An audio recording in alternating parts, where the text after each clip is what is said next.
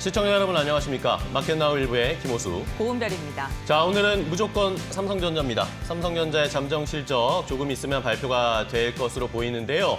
저희가 계속 체크해드리면서 시장의 대응 방법 알려드리겠습니다.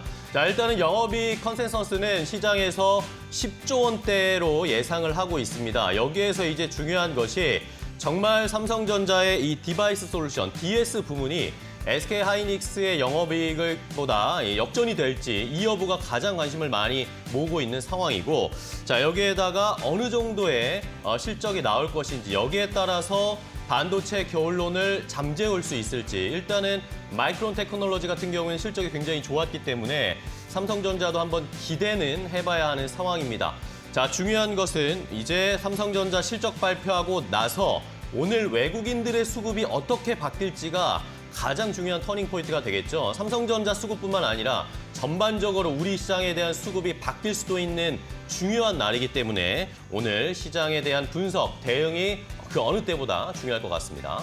네, 그렇습니다. 삼성전자의 눈높이가 영업이익 14조에서 10조가량으로 많이 낮아진 만큼 이 낮아진 눈높이를 충족할 수 있을지 그 여부가 굉장히 중요해 보이고요.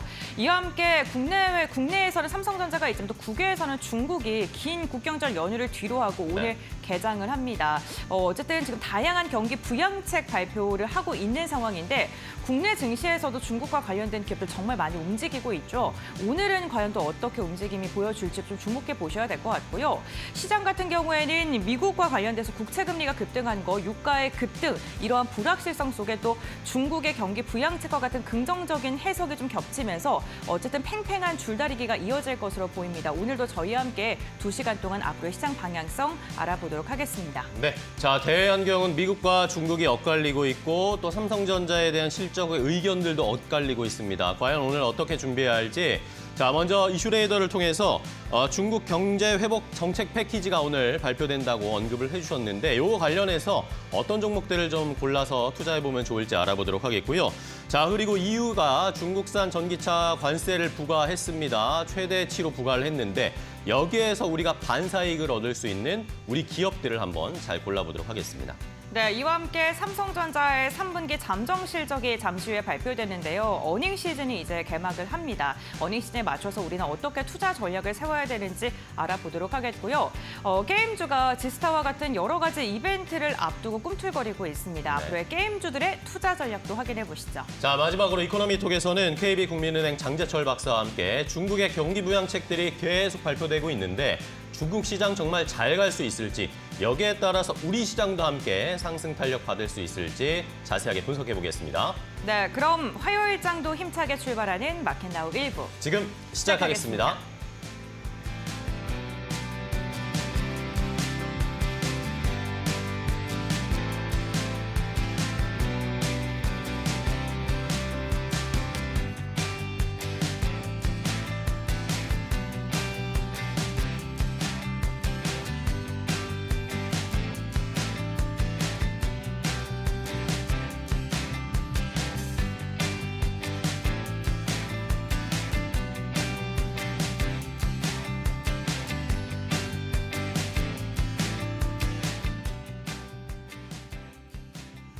네, 마켓나우 1부 글로벌 포커스로 문을 열어보겠습니다. 우리가 잠든 사이 세계 시장에서는 어떠한 이슈가 있었고 우리 시장에는 어떤 영향을 미칠까요? 유한타증권의 김정석 과장과 알아보겠습니다. 안녕하십니까? 네, 안녕하십니까? 네, 과장님 반갑습니다. 우선 간밤 미증시부터 짚어볼까요? 네, 간밤 미증시는 3대 지수가 모두 1% 안팎의 하락으로 마감되었는데요. 강력한 고용으로 금리나 기대감이 낮아진 가운데 유가가 급등하면서 인플레이션 부담감이 주가를 짓누르는 모습이었습니다. 이달 장중에 이스라엘 중부 지역에서 폭발음이 들렸다는 소식에 민감하게 반응하면서 낙폭을 빠르게 확대하는 모습이었는데요. 이스라엘과 이란 간 충돌로 촉발된 유가 급등세가 멈추지 않으면서 서부 텍사스산 원유 WTI가 배럴당 77불까지 지난 5거래일 동안 무려 14%가 오르는 흐름입니다. 여기에 미국 국채금리가 연일 오르는 점도 증시 악재로 다가오고 있는데요. 10년 만기 국채금리가 2달 만에 4%를 돌파하며 단기적으로 국채금리가 튀면서 주식 비중을 줄이고 고금리 채권을 담아두려는 수요가 증가하는 양상입니다. 아이폰 16 시리즈 수요 부진에 따른 애플이 2%대 하락을 보였고 아마존, 테슬라도 3% 넘게 빠지는 모습이었지만 유일하게 엔비디아가 2%대 상승을 보여준 흐름이었는데요.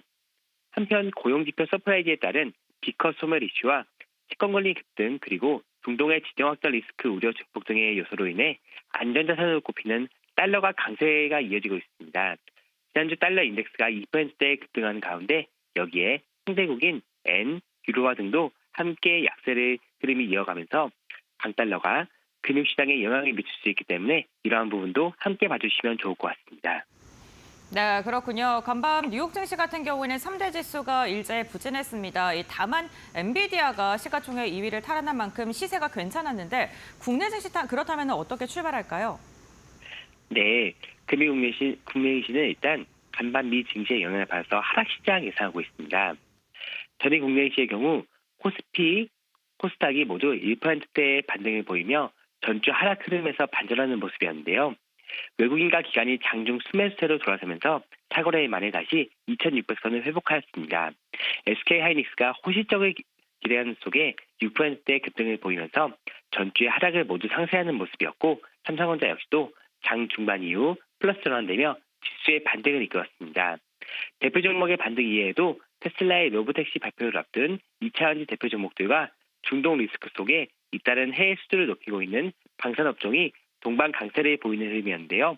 코스닥에서도 지난주 제약바이오의 상승 흐름이 피부 미용 쪽으로 매기가 확산이 되며 지난 8월 고점 780포인트를 넘어 상승 추세를 강화하는 모습이 나타나며 개별 종목장이 완연해지는 분위기를 나타내고 있습니다. 오늘장은 무엇보다 삼성전자의 장전 시작 발표가 지수에 가장 큰 영향을 미칠 요소인데요. 영업이익이 10조 언더에서 얼마만큼 선방을 할 수 있느냐 하는 부분과 그리고 18년도 이후 분기 최대 이익에 도전하는 SK하이닉스에게 과연 영업이익을 따라잡힐 것이냐 하는 부분입니다. 이러한 요인들이 오늘 장초부터 시장에 영향을 줄 수 있기 때문에 이러한 부분 눈여겨봐 주시면서 오늘장 대응하시는데 좀 도움이 될 것으로 예상하고 있습니다.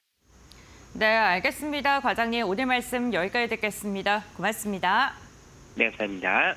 네, 어제 국내 증시는 외국인과 기관의 쌍끌이 매수세가 유입되면서 1.5% 이상의 강한 시세가 나왔습니다. 특히나 유가증권 시장에서 SK하이닉스의 시세가 굉장히 좋았는데요. 시총 30위권 내에서 상승폭이 단연 돋보였습니다. 이러한 가운데 오늘 삼성전자의 잠정 실적 발표가 우리 시장에 어떠한 역할을 미칠지 이 부분 주목해 보셔야 될 것 같고 우선 미증시의 영향으로 국내 증시 지수단에서는 하락 출발 예상된다라고 투자 포인트 잡아주셨으니까요. 참고해 보시면 좋을 것 같습니다. 지금까지 글로벌 포커스였습니다.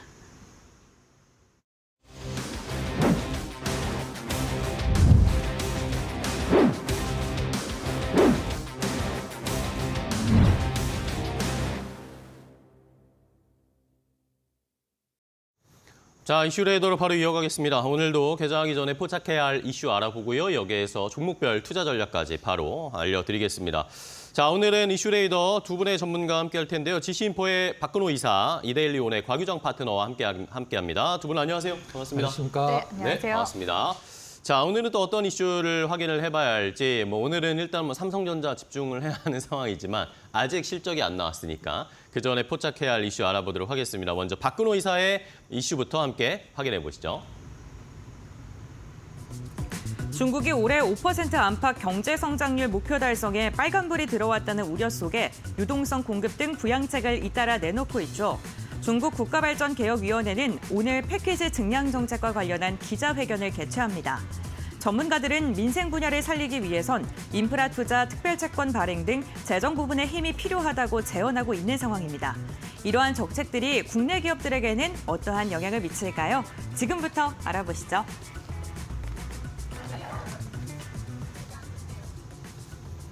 자, 중국 시장이 심상치가 않습니다. 지금 계속 중국 전반적인 경제 상황이라든지 주식 시장이라든지 이런 중국 경제를 부흥시키기 위한 여러 가지 조치들이 중국에서 나오고 있는데 박근호 이사가 조금 더 자세하게 이야기를 나눠보도록 하겠습니다. 네. 자, 일단은 중국의 국경절 연휴 전에 어쨌든 여러 가지 금리 인하라든지 유동성 공급 정책들을 발표를 많이 했어요. 이러다 그렇죠. 보니까 시장이 많이 올라갔는데 네네. 오늘 이제 중국 시장이 재개가 됩니다. 그렇죠. 네. 이 상황에서 또 뭔가 오늘 정책을 발표한다고요? 일단 국경절 연휴 전에 지준율 인하라든가 네. 주택 대출 금리 인하라든가 굉장히 많은 좀 힘을 좀 써봤는데 증시에는 좋았습니다. 그쵸. 증시에는 글로벌 자금들이 엄청 몰려들어서 증시에는 좋았는데 실질적으로 이런 것들이 중국 내수 시장, 이제 경기 회복을 위한 정책이었다는 점에서 내수는 거의 영향이 없었다라는 점이 좀 오피셜 기사들이 좀 많이 나오고 있거든요. 지금 중국 상황을 좀 제가 좀 잠깐 좀 설명을 네네. 드리면 어떤 상황입니까? 일단 이번에 나오는 정책에서 가장 좀 키포인트로 삼아야 될 단어가 이제 증량이라는 단어인데 증량이라는 것은 이제 중국 정부의 재정적인 측면을 확대를 네. 하겠다, 투자를 많이 하겠다라는 뜻인데 자 그럼 우리가 여기서 한번 생각을 해볼 게 뭐냐면 중국의 1년 국가 예산이 네. 한 5,200조 정도 됩니다. 네. 우리나라는 한 650조 정도 되죠. 그렇죠. 600, 근데 700 5,200조인데 그 중국 1년 국가 재정의 절반 이상이 어디에서 충당이 되냐면 우리가 이제 작년에 많이 들었던 회사죠. 이제 부동산 개발에서 헝다라든가 에버그란데 네, 같은 그쵸, 그 그쵸. 기업들이 중국은 이제 토지를 소유를 할 수 없으니까 토지 소유권에 대한 그 돈을 정부에도 지불을 하거든요. 보통 30년 정도 되는데 그 부동산 투자 회사들이 정부한테 지불하는 게 중국 정부 재정의 절반 이상이에요. 근데 지금 이 얘기를 들으면 정말이야라고 얘기를 하실 수도 있는데 네. 중국의 지금 빈집이 720만 채가 넘는다고 그럽니다. 720만 채. 중국 전체 가구가 다 지금 집이 없는 가구들이 들어가서 살아도 집이 남는 상황이래요. 상황이에요. 그래서 이제 중국은 이제 부동산 정책으로 컸고 부동산 때문에 지금 굉장히 위기를 겪고 있는 상황인데 이번에 중국 정부에서 발표를 아직 하진 않았습니다만 시장에서 예측을 하는 것은 인프라 투자, 그 다음에 우리나라 돈으로 1,100조에서 1,900조 원 얘기가 많이 나오고 있습니다만은 특별 채권을 발행을 해서 정부의 지출을 굉장히 늘리겠다. 이런 것들이 기존의 어떤 부동산 시장에서 지금 야기되고 있는 중국의 어떤 경제 성장률의 둔화를 어떤 식으로 좀 회복을 시켜줄지는 조금 더 지켜보긴 해야 되긴 하겠습니다만은 네.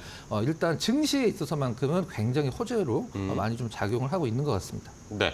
자, 그렇다면 말씀해 주신 것처럼 어쨌든 뭐 증시에는 이런 뭐 유동성 공급이라든지 이런 네. 정책들이 영향을 미치면서 국경절 전에 중국 상해나 지수가 막 하루에 막 7, 8% 오르고 네, 막 개별주 움직이듯이 그러니까요. 막 그러면서 움직이더라고요. 한꺼번에 바닥 찍고 확 올라왔단 네. 말입니다. 근데 어쨌든 말씀해 주신 것처럼 주식 시장만 그건 시그널이 될 수 있지만 네. 전반적으로 중국 경제가 개선돼야 그런 파급 효과, 수혜가 우리나라에도 좀 퍼질 수도 있는 그렇죠. 상황이고 네. 네. 그러면 지금 이런 말씀해 주신 유동성 공급만이 부족하기 때문에 오늘 이런 패키지 정책, 재정 부문도 이제 동참을 한다고 보시는 거예요? 그렇죠. 이제 여기 가장 중요한 게 회복이라는 단어가 네네. 중요한 건데 이게 이제 중국 정부가 이제 누구나 다 아시듯이 지금 경제가 굉장히 안 좋다라는 네네. 것을 스스로 인정했죠. 인정을 네. 하고 있는 거잖아요. 근데 이런 것들이 이제 가장 중요한 것은 우리나라 증시에 어떤 영향을 미칠까가 그렇죠. 가장 네. 중요한데 사실 우리나라 증시는 어떻게 보면 좀 약간 그 표현이 맞을지 모르겠습니다만 뒤웅박 증시예요. 이제 눈치를 보는 거죠. 미국 증시가 좋으면 우리나라도 좋겠지. 그 다음에 중국 증시가 좋으면 우리나라 좀 영향을 받겠지. 이런 느낌인데 요것과 관련돼서 이제 저는 키포인트로 삼고 싶은 게 이제 특별 채권에 대한 발행량, 그 다음에 인프라 투자의 규모 요 두 개가 우리나라 증시에서 단기적으로는 좀 어떤 테마성의 종목군들의 상승을 좀 불러일으킬 것이라고 좀 생각을 하고 있습니다. 네, 알겠습니다. 자, 과연 중국에서 이제 발표할 정책, 재정 정책까지 이제 정부가 뭔가 돈을 투입을 해서 그리고 뭔가 투자하는 거에 방향성을 제시하면서 중국 경제를 다시 좀 부양시키려고 하고 있는 상황입니다. 자, 그럼 관련해서 우리 시장에서도 중국 관련 종목들의 주가 흐름이 꽤 괜찮았습니다. 최근에 주가 흐름은 또 어떤지, 중국 증시가 쉬는 동안 우리 시장에서 중국 관련 소비주들은 어떤 움직임 보였는지 고은별 앵커와 함께 확인해 보도록 하겠습니다. 네, 국내 산업 자체가 중국에 대한 의존도가 굉장히 높기 때문에 국내에 상장된 기업들 가운데 중국 산업과 연관된 기업들이 참 많습니다. 특히나 어제는 산발적으로 강한 상승이 나타났다는 것이 특징적인데요. 대표적으로 국내에 상장된 중국 기업들의 시세가 굉장히 눈에 띄었습니다. 피델릭스 같은 경우에는 전일 가격 제한폭까지 상승하면서 1,500원 단을 뚫어내는 데 성공을 했고요. 철강 관련된 기업들의 흐름도 괜찮았죠. 동국제강 같은 경우에도 두 자릿대 강세를 보이면서 라운드 피겨선을 넘어서는 10,000원대를 터치하는 모습이 확인이 됐습니다. 이와 함께 패션, 의료와 관련된 산업, 중국과 연동돼서 움직이는 기업들 참 많습니다. 대표적으로 폰드그룹이 2자릿대 강세를 보이면서 마감을 했고요. 화장품 관련 미용, 의료기기와 관련해서는 클래시스의 시세가 괜찮았습니다. 59,700원, 이제는 6만 원 선을 목전에 두면서 역사상 최고가를 지금 지속적으로 경신하는 모습이 확인이 되고 있는 상황이고요. 대한유화와 같은 화학 관련된 기업들의 흐름도 전반적으로 고루 시세를 분출을 했습니다. 12만 6,500원대를 터치하면서 최근의 시세가 고루 상승하는 모습이 나타났고요. 건설기계 업종 역시나 중국의 인프라 투자와 함께 연동돼서 움직이는 모습이 나타나고 있습니다. 그렇다면 여기서 주목해야 될 게 지금 지속적으로 실적이 받쳐주는 화장품 관련 기업들을 봐야 될까, 아니면은 인프라 투자와 함께 움직이는 건설기계나 아니면 석유화학 쪽을 봐야 될까, 좀 많은 고민이 되실 것 같은데요. 그렇다면 전문가들은 과연 이러한 종목군들 가운데 어떠한 종목을 선택을 했을까요? 지금부터 알아보시죠.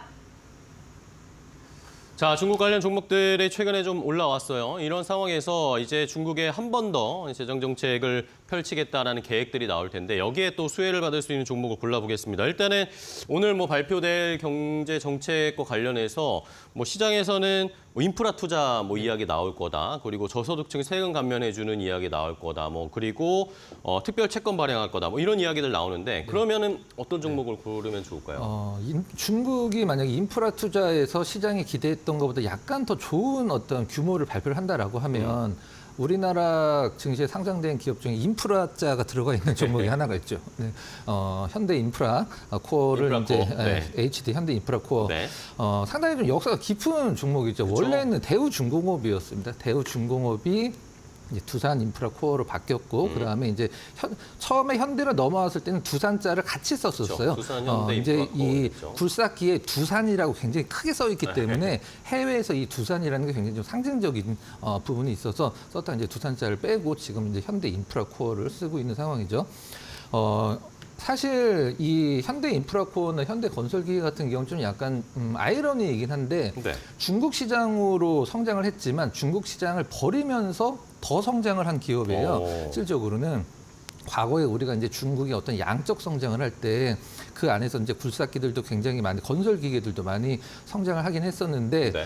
중국이 이제 뭐 양적 성장이 거의 마감이 되고 좀 약간 경기 침체가 오면서 이제 굴삭기 부분도 굉장히 좀 침체가 됐었죠. 그리고 전 세계에 한 3위, 4위 정도 되는 기업이 또 건설기계 회사가 중국에 또 있고요. 네. 1위는 이제 미국에 있는 캐터필러라는 회사죠. 그렇죠. 지금 현대 인프라코어 같은 경우는 실질적으로 중국 쪽 매출이 얼마냐라고 했을 때 단단입니다. 10%가 아닌 상황이고 일단 미국 쪽, 유럽 쪽, 아프리카 이런 아프리카를 위시로 한 이제 신흥 국가들의 중점을 좀 두고 있는 상황인데 현대 인프라코어의 어떤 그 실적, 매출은 어떤 부분을 우리가 사실 주목을 해야 되냐면 네. 오늘 발표되는 중국의 인프라 같은 경우는 당장은 좀 약간 뭐 심리적인, 센티멘탈적인 부분이지만 미국의 신규 주택 착공 건수와 굉장히 큰 관련이 있어요. 근데 지금 현재 미국의 신규 주택 착공 건수의 차트를 보면 V자로 이렇게 좀 반등을 하고 있는 상황이거든요. 네. 이 부분도 좀 염두에 두시고 보시면 될 것 같고요.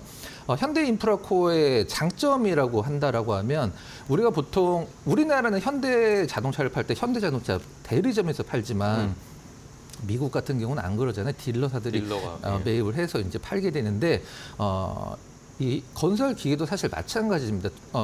현대 인프라코어의 대리점이 있는 게 아니라 각각 유럽이나 미국이나 중국이나 이런 딜러사들이 각종 기계들을 갖다 놓고 이제 거기서 이제 판매를 하게 되는데 사는 사람 쪽 입장에서는 두 가지를 본다라고 그래요. 네. 파는 사람도 마찬가지고 부품 수급의 원활한가 한마디로 PDC라고 해서 각 처에 부품 공급처가 있는지 그 부분이 가장 좀 중요하고요. 그 다음에 어떤 그 여러 가지 포트폴리오를 갖고 있나. 그러니까 한마디로 우리가 얘기를 하면 아이폰을 쓰는 사람들은 패드고 뭐 이어폰이고 다 이 애플 쪽을 쓰잖아요. 그러니까 이 현대 인프라코어에 어느 정도의 포트폴리오가 있는지 거의 70% 정도는 마크를 한다라고 그래요. 그래서 제가 오늘 이제 현대 인프라코어를 갖고 온 이유는 이거 뭐 중국 뭐 증량 정책 발표 때문에 그냥 단기적으로 보는 네네. 거 아니야라고 생각을 하실 수도 있지만 네. 지금 현재 자리를 보면 사실 그렇게 나쁘진 않거든요.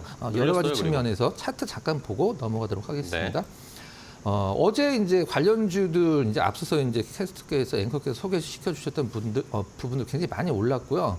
현대인프라코어도 어제 거의 고점에서 좀 마무리가 된 듯한 느낌이죠. 전체적으로 봤을 때 하반 경직성을 보여주고 있는 가격은 한 6,000원대 후반, 네네. 7,000원 내외라고 보시면 될 것 같고 반대로 이제 윗단도 좀 막혀 있습니다. 한 8,000원대 중후반 쪽에서 올해 계속 막히는 듯한 느낌인데 그러네요. 이 중국 쪽의 인프라 투자로 관련돼서 심리적으로 좀 개선이 되고 현재 좀 바닥 찍고 매도가 이제 마무리되고 매수 쪽으로 조금 가닥을 잡고 있는 외국인들 수급이 조금 연결된다라고 하면은 네.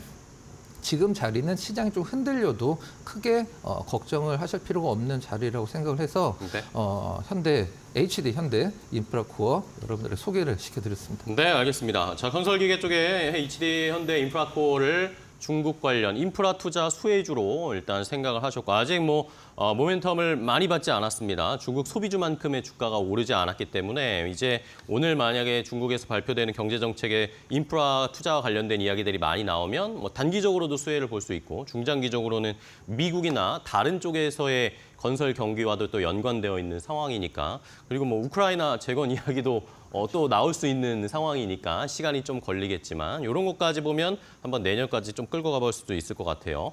자, 그렇다면은 곽유정 파트너님은 오늘 중국 쪽에서 이 경제 정책 나올 텐데 어떤 네. 종목으로 공략하실 겁니까? 네, 저는 이제 중국 소비주 중에서도 화장품 섹터 주목을 하고 있는데요.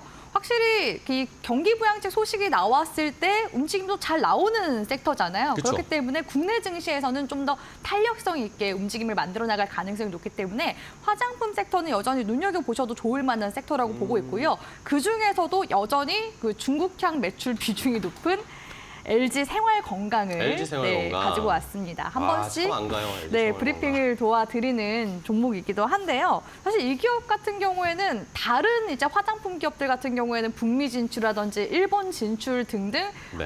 비중국권 국가들로 판로를 계속 확대해 나가고 그러니까요. 있고 또 그에 따른 매출 실적이 계속 반영이 되고 있는데 LG 생활건강 같은 경우에 오히려 중국향 매출 비중이 점차 늘고 있는 특이한 기업이거든요. 그래요? 다시 중국에 집중하는 건가요?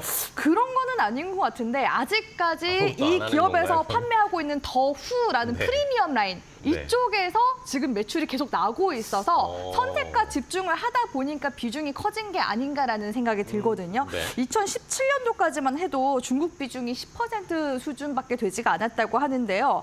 현대차 증권 쪽에서 나온 리포트를 보니까 네. 전체 매출에서 지금 중국이 차지하는 비중 자체가 중국 현지 시장과 면세를 합쳐서 46%에 달한다고 합니다. LG 생활건강은 특히나 그 중국인 단체 관광객 여행이라든지 면세 쪽에 또 특히나 매출에 대한 반영이 좀 나오는 편이거든요. 그런데 중국에서 아무래도 지금 여행을 오기 힘든 그런 이제 경기 침체 상황에 있었기 때문에 아무리 그 중국 단체 관광객이 재개한다 해도 주가가 탄력적으로 움직임이 나오진 못했습니다. 네네. 하지만 이번에 이제 국경절 바로 전에 이런 경기 부양 소식이 한번 있었고 그리고 국경절 이제 이후에 이런 이제 화장품 쪽에서의 매출이 또 어느 정도 나왔는지 이에 따라서 주가가 조금 더 움직임이 더 잘 나올 수도 있는 부분이거든요. 그렇기 때문에 우리 시청자분들이 잘 보셨으면 좋겠고요. LG 생활건강을 제가 조금 더 찾아보니까 네. 더후뿐만 아니라 지금 디에이징 솔루션 뷰티 브랜드인 오휘 역시도 지금 중국의 K 스킨케어 브랜드 순위에서 1위를 차지를 했습니다. 그러니까 지금 더후와 오휘 쪽에서 탑5 안에 지금 들고 있다는 거거든요. 물론 이 인기가 예전만 하지는 못하다라는 평가를 받고 있지만 그럼에도 불구하고 여전히 중국 시장에서 사랑받는 브랜드인 건 맞기 때문에 그러게요. 네, 중국에서 이렇게 연달아서 높은 평가를 지금 내놓고 있다라는 것은 이 LG 생활건강 내 이 브랜드의 입지가 계속 또 강화가 될 수밖에 없는 부분들도 분명히 있거든요. 그렇기 때문에 이제 중국 관련 모멘텀 했을 때 다른 타 기업보다 특이하게 이렇게 중국 매출 비중이 조금 네. 높아지고 있는 LG 생활건강을 주목을 해보셨으면 좋겠다 말씀드리고 싶고요. 그렇기 때문에 지금 또 이제 물 들어올 때 놓져야 되지 않겠습니까? 네. 그러다 보니까 지금 팝업 스토어라든지 뷰티 페스티벌도 지금 중국 시장 쪽에서 마케팅을 지금 확대해 나가고 있는 기조라고 합니다. 기술적으로 잠깐 한번 살펴보면요. 네. 주봉상 흐름 봤을 때 2021년도 대비해서 낙폭이 굉장히 크게 나왔습니다. 네, 계속 내려왔어요. 한때는 황제주까지 갔었던 종목인데요. 지금 30만 원대 되거든요. 그런데 올해 기점으로 해서 지금 쌍바닥이 지금 형성이 되고 있어요. 그래서 우리가 패턴을 볼 때 하단에서 쌍바닥 패턴이 나오게 되면 추세 반전형 패턴으로 볼 수가 있거든요. 네. 그것도 지금 쌍바닥이 높여지고 있는, 그리고 그 오른쪽 구간이 높여지고 있는 그런 패턴이기 때문에 추세 반전 패턴상으로 봤을 때는 충분히 50만 원 구간대까지 회복 구간 노려볼 수 있어서 LG 생활건강, 우리 시청자분들 중국의 경기 부양책과 더불어서 같이 함께 볼 수 있을 만한 화장품 관련주라고 보고 있습니다. 알겠습니다.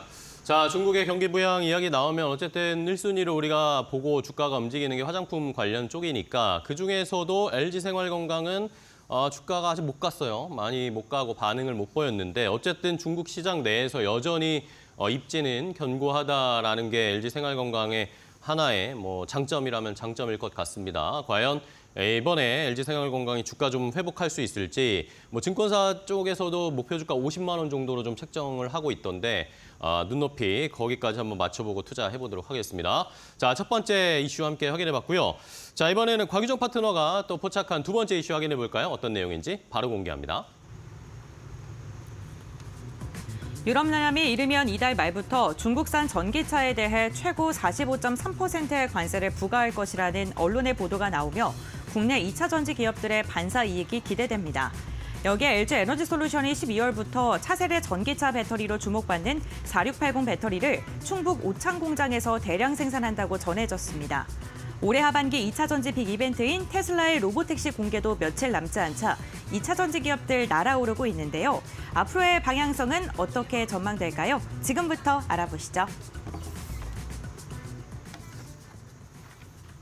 자, 이번에는 중국, 역시 중국과 관련된 이야기인데 유럽연합에서 이 중국산 전기차 관련해서 관세를 최대로 부과하겠다 이야기가 이번 주에 나왔습니다. 자, 그렇다면 여기에 따라서 우리가 수혜를 볼 수 있을 만한 현대차, 기아를 봐야 할지 아니면 2차 전지 쪽을 공략해야 할지 어디 쪽이라고 보세요? 저는 지금 전체적으로 다 좋다고 보고 있습니다. 그래서 그래요? 완선차 쪽 같은 경우에는 현대, 기아차 위주로 보시면은 네. 좋고요. 2차 전지 하면 당연히 배터리, 그리고 거기에서 소재, 이런 종목들이 전거래 시장에서 강하게 움직임이 나왔었거든요. 2차 전지가 최근에 심상치가 않아요. 네, 그래서 전일 강하게 움직였었던 종목들 위주로만 보시더라도 투자하실 때 어려움은 없으실 것 같다라고 말씀을 드리고 싶고요. 네. 관련해서 내용들을 살펴보면 네, 체크해볼까요? 네, 그 유럽 쪽에서 중국산 전기차 향후 5년간 45% 지금 관세 폭탄 적용하겠다라고 이야기가 나왔었는데 여기에는 이 상계 관세라는 부분도 같이 들어갑니다. 상계 관세가 뭐냐면요. 중국 쪽에서 보조금을 지금 많이 지급을 하고 있는 네네. 단계잖아요. 거기다가 생산량도 많기 때문에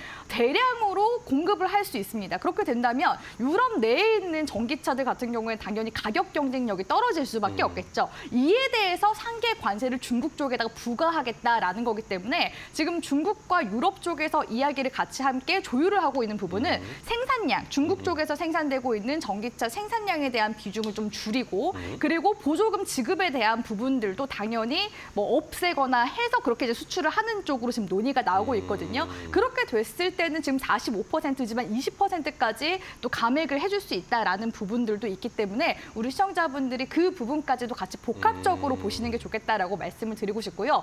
다행이라고 해야 될까요? 우리 국내에 현대차나 기아차 같은 경우에는 유럽 쪽에 수출을 보낼 때 그 보조금을 해서 감액을 시킨 상태에서 지금 수출을 보내고 있지 않습니다. 그렇기 때문에 오히려 반사이익 수혜를 볼 수 있다라는 이야기가 여기서 나오는 거다라고 볼 수가 있거든요. 관세 부담이 없는 상황이죠. 네네. 근데 사실 그도 그럴 게 지금 유럽 쪽에서 중국의 전기차 그 비중 자체가 굉장히 높아지고 있었던 상황이었습니다. 올해 지금 상반기까지만 봤을 때도 그 시장 점유율, 중국의 전기차 업체 유럽 시장 점유율이 한 11% 정도 됐었거든요. 네. 근데 이렇게 관세 부과하겠다라는 소식이 이제 들리기 시작하자 점차 지금 감소 추이를 보이면서 8월 달까지는 지금 7%까지 지금 감소를 한 상황입니다. 아이고, 네. 그렇기 때문에 지금 중국 쪽에서도 이에 대해서 말씀드린 그런 이제 상계 관세에 대한 부분들을 지금 고려하고 있는 상황이다라고 볼 수가 있을 것 같고요. 지금 유럽 쪽에서 가장 인기 있는 우리 국내 현대차, 기아차를 봤을 때 코나 일렉트리카 니로 EV가 인기가 있다고 합니다. 물론 이제 전체적인 유럽의 시장 브랜드로 봤을 때는 아직까지는 8, 9위 정도 수준밖에 되지 않지만 향후에 우리나라도 지금 완성차, 전기차 쪽으로는 지금 그 대중화를 시키기 위해서 그렇죠. 가격도 지금 많이 다운을 시켜 나가고 있는 중이잖아요. 북미 쪽에서는 또 경쟁력이 있잖아요. 그렇죠, 그렇죠. 그러니까 이런 이제 부분들이 향후에는 또 당연히 성장 모멘텀으로 발현이 될 수 있는 부분이다라고 보여지고요.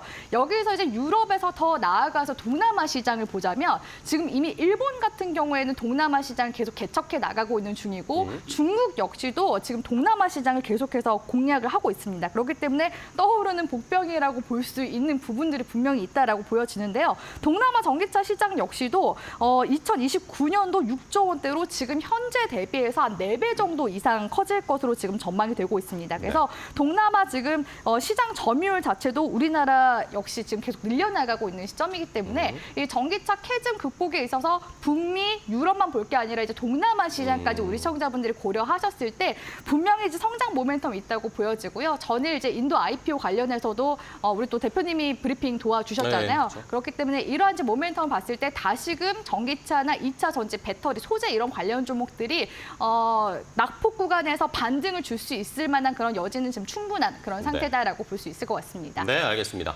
자, 일단은 뭐 전기차 쪽에 여러 가지 긍정적인 이야기들로 좀 분위기가 바뀌고 있습니다. 그동안 뭐 지긋지긋했던 캐즘 계속해서 2차 전지 쪽에 뭔가 짐같이 느껴졌었는데 분위기가 반전되고 있죠. 그런 게 주가의 흐름에도 나타나고 있습니다. 자, 그럼 최근에 2차 전지 관련된 종목들 어떻게 움직이고 있는지 고은별 앵커가 정리를 해드릴게요.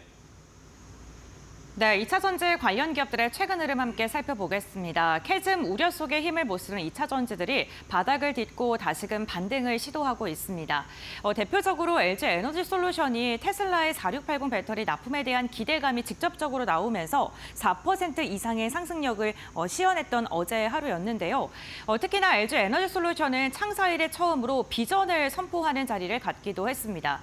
2028년 매출액을 올해보단 2배가량 더 늘리겠다라는 이야기를 했는데 앞으로의 자신감을 엿볼 수 있는 대목이기도 합니다. 이와 함께 테슬라향에 대한 기대감 속에 오늘 KB증권에서는 목표 주가 상향 리포트가 나온 기업도 있습니다. LNF인데요. LNF 3분기 적자 전환될 가능성이 높다라는 분석 속에 내년 1분기부터 흑자 전환에 대한 기대감이 커지고 있습니다. KB증권은 14만 원에서 17만 원으로 목표 주가를 올려잡았고요. 어제 11% 급등했음에도 불구하고 12만 원 선을 밑돌고 있는 주가의 흐름입니다. TCC 스틸 같은 경우에도 24%가량의 강한 상승이 나왔는데요. 2차 전지에 대한 모멘텀 그리고 철강, 중국과 관련된 모멘텀도 함께 엮이면서 시세를 강하게 분출했고요. 중화첨단 소재 같은 경우는 20% 이상의 상승이 나오면서 12,000원 선 시원하게 돌파했습니다. 61선을 돌파하는 움직임이 포착이 됐었는데 외국인의 매수세가 주가를 끌어올린 것으로 확인이 됐습니다.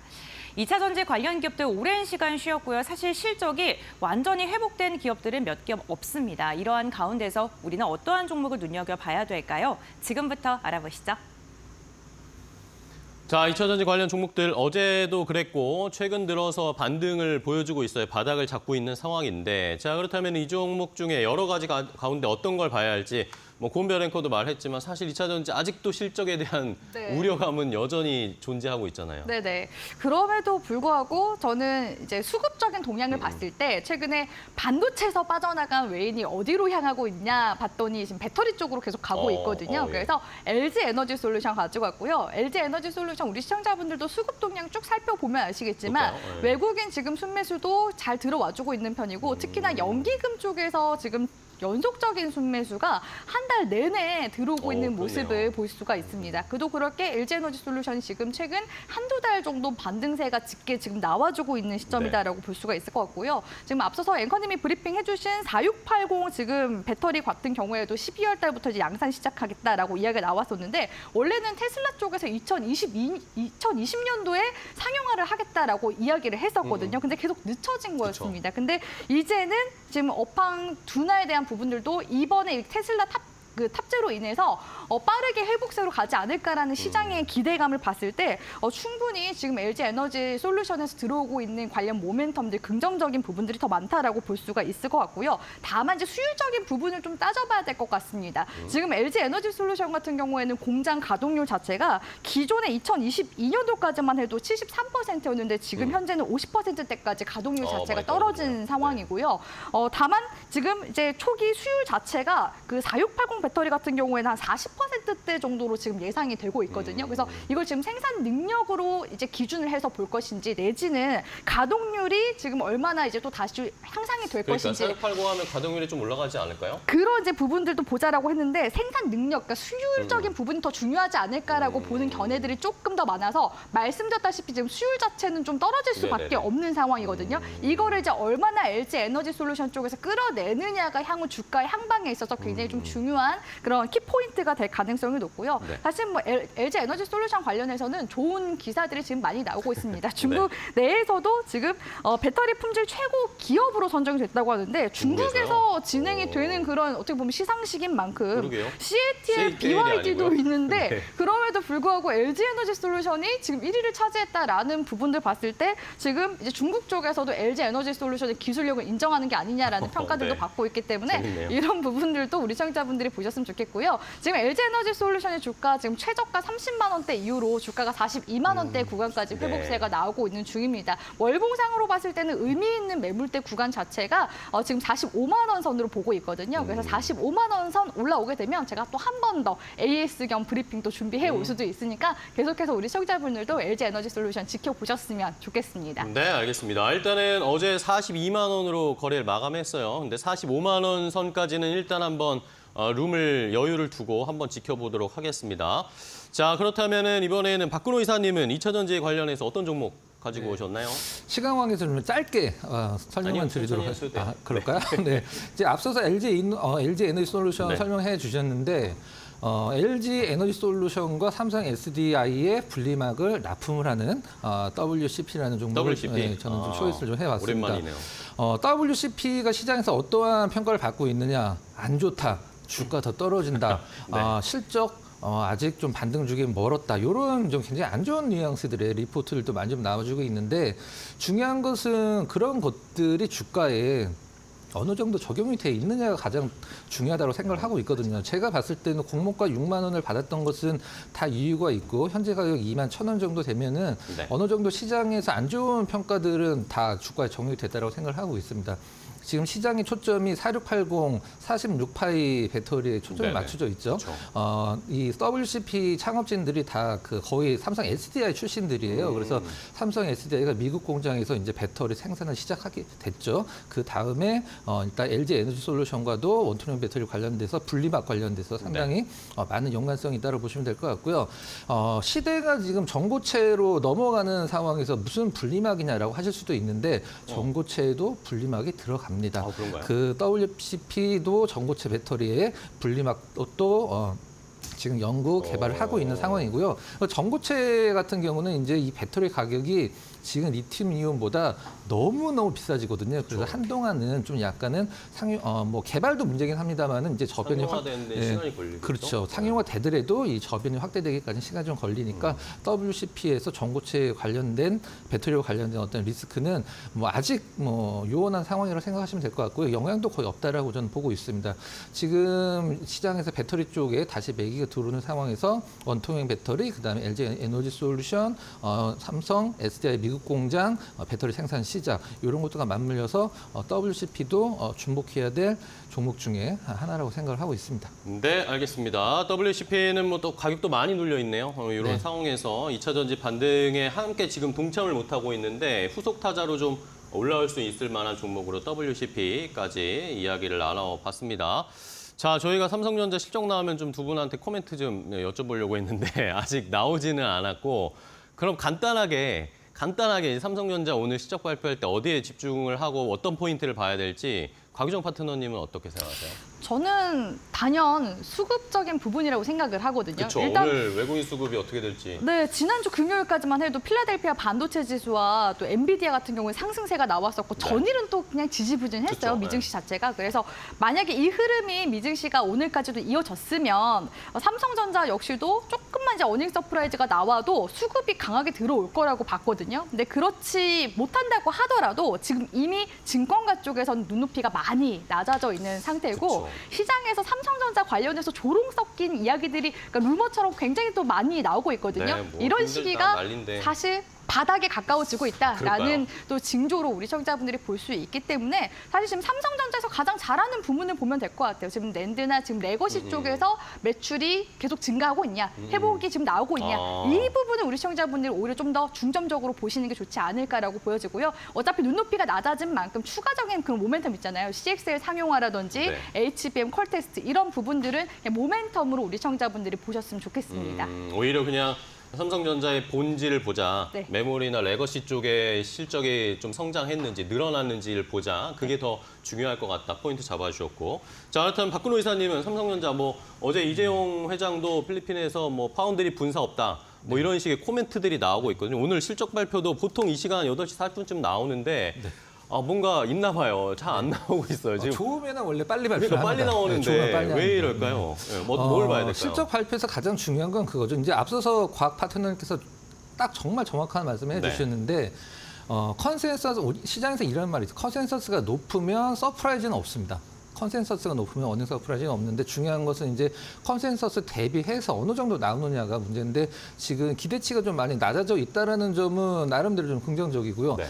또 단 하나의 가장 중요한 점을 꼽으라고 한다라고 하면 D램 쪽에서 부동의 1위였던 부분의 영업이익이 이제 하이닉스와 어떤 식으로 경쟁이 되느냐, 하이닉스가 D램 쪽에서 수익을 더 낼 수 있느냐 이런 그러니까. 부분도 이제 초점이 역전된다는 말도 그렇죠. 있어요. 포커스가 맞춰져 네. 있기 때문에 이거는 이제 어떤 실적이 얼마냐를 떠나서 굉장히 상징적인 부분이라 그렇죠. 시장에서 많이 좀 주목을 하고 있는 것 같습니다. 아무튼 가장 중요한 것은 컨센서스 대비해서 높다 낮다인데 컨센서스가 생각보다는 좀 눈높이가 낮아져 있기 때문에 실적 발표가 그렇게 나쁘게 나올 것 같지는 않습니다. 어느 정도 좀 윤곽은 잡혀 있긴 한데 한번 좀 시청자분들 장중에 계속 지켜보시면 될 것 같습니다. 네, 알겠습니다. 자, 두 분께 삼성전자에 대한 오늘 너무 중요한 이슈니까 두 분께 한번 미리 프리뷰를 좀 해달라고 말씀드렸습니다. 오늘 또 좋은 전략 소개해 주셔서 감사하고요. 두 분 다음 시간에 또 뵙도록 하겠습니다. 오늘 고생 많으셨어요. 고맙습니다.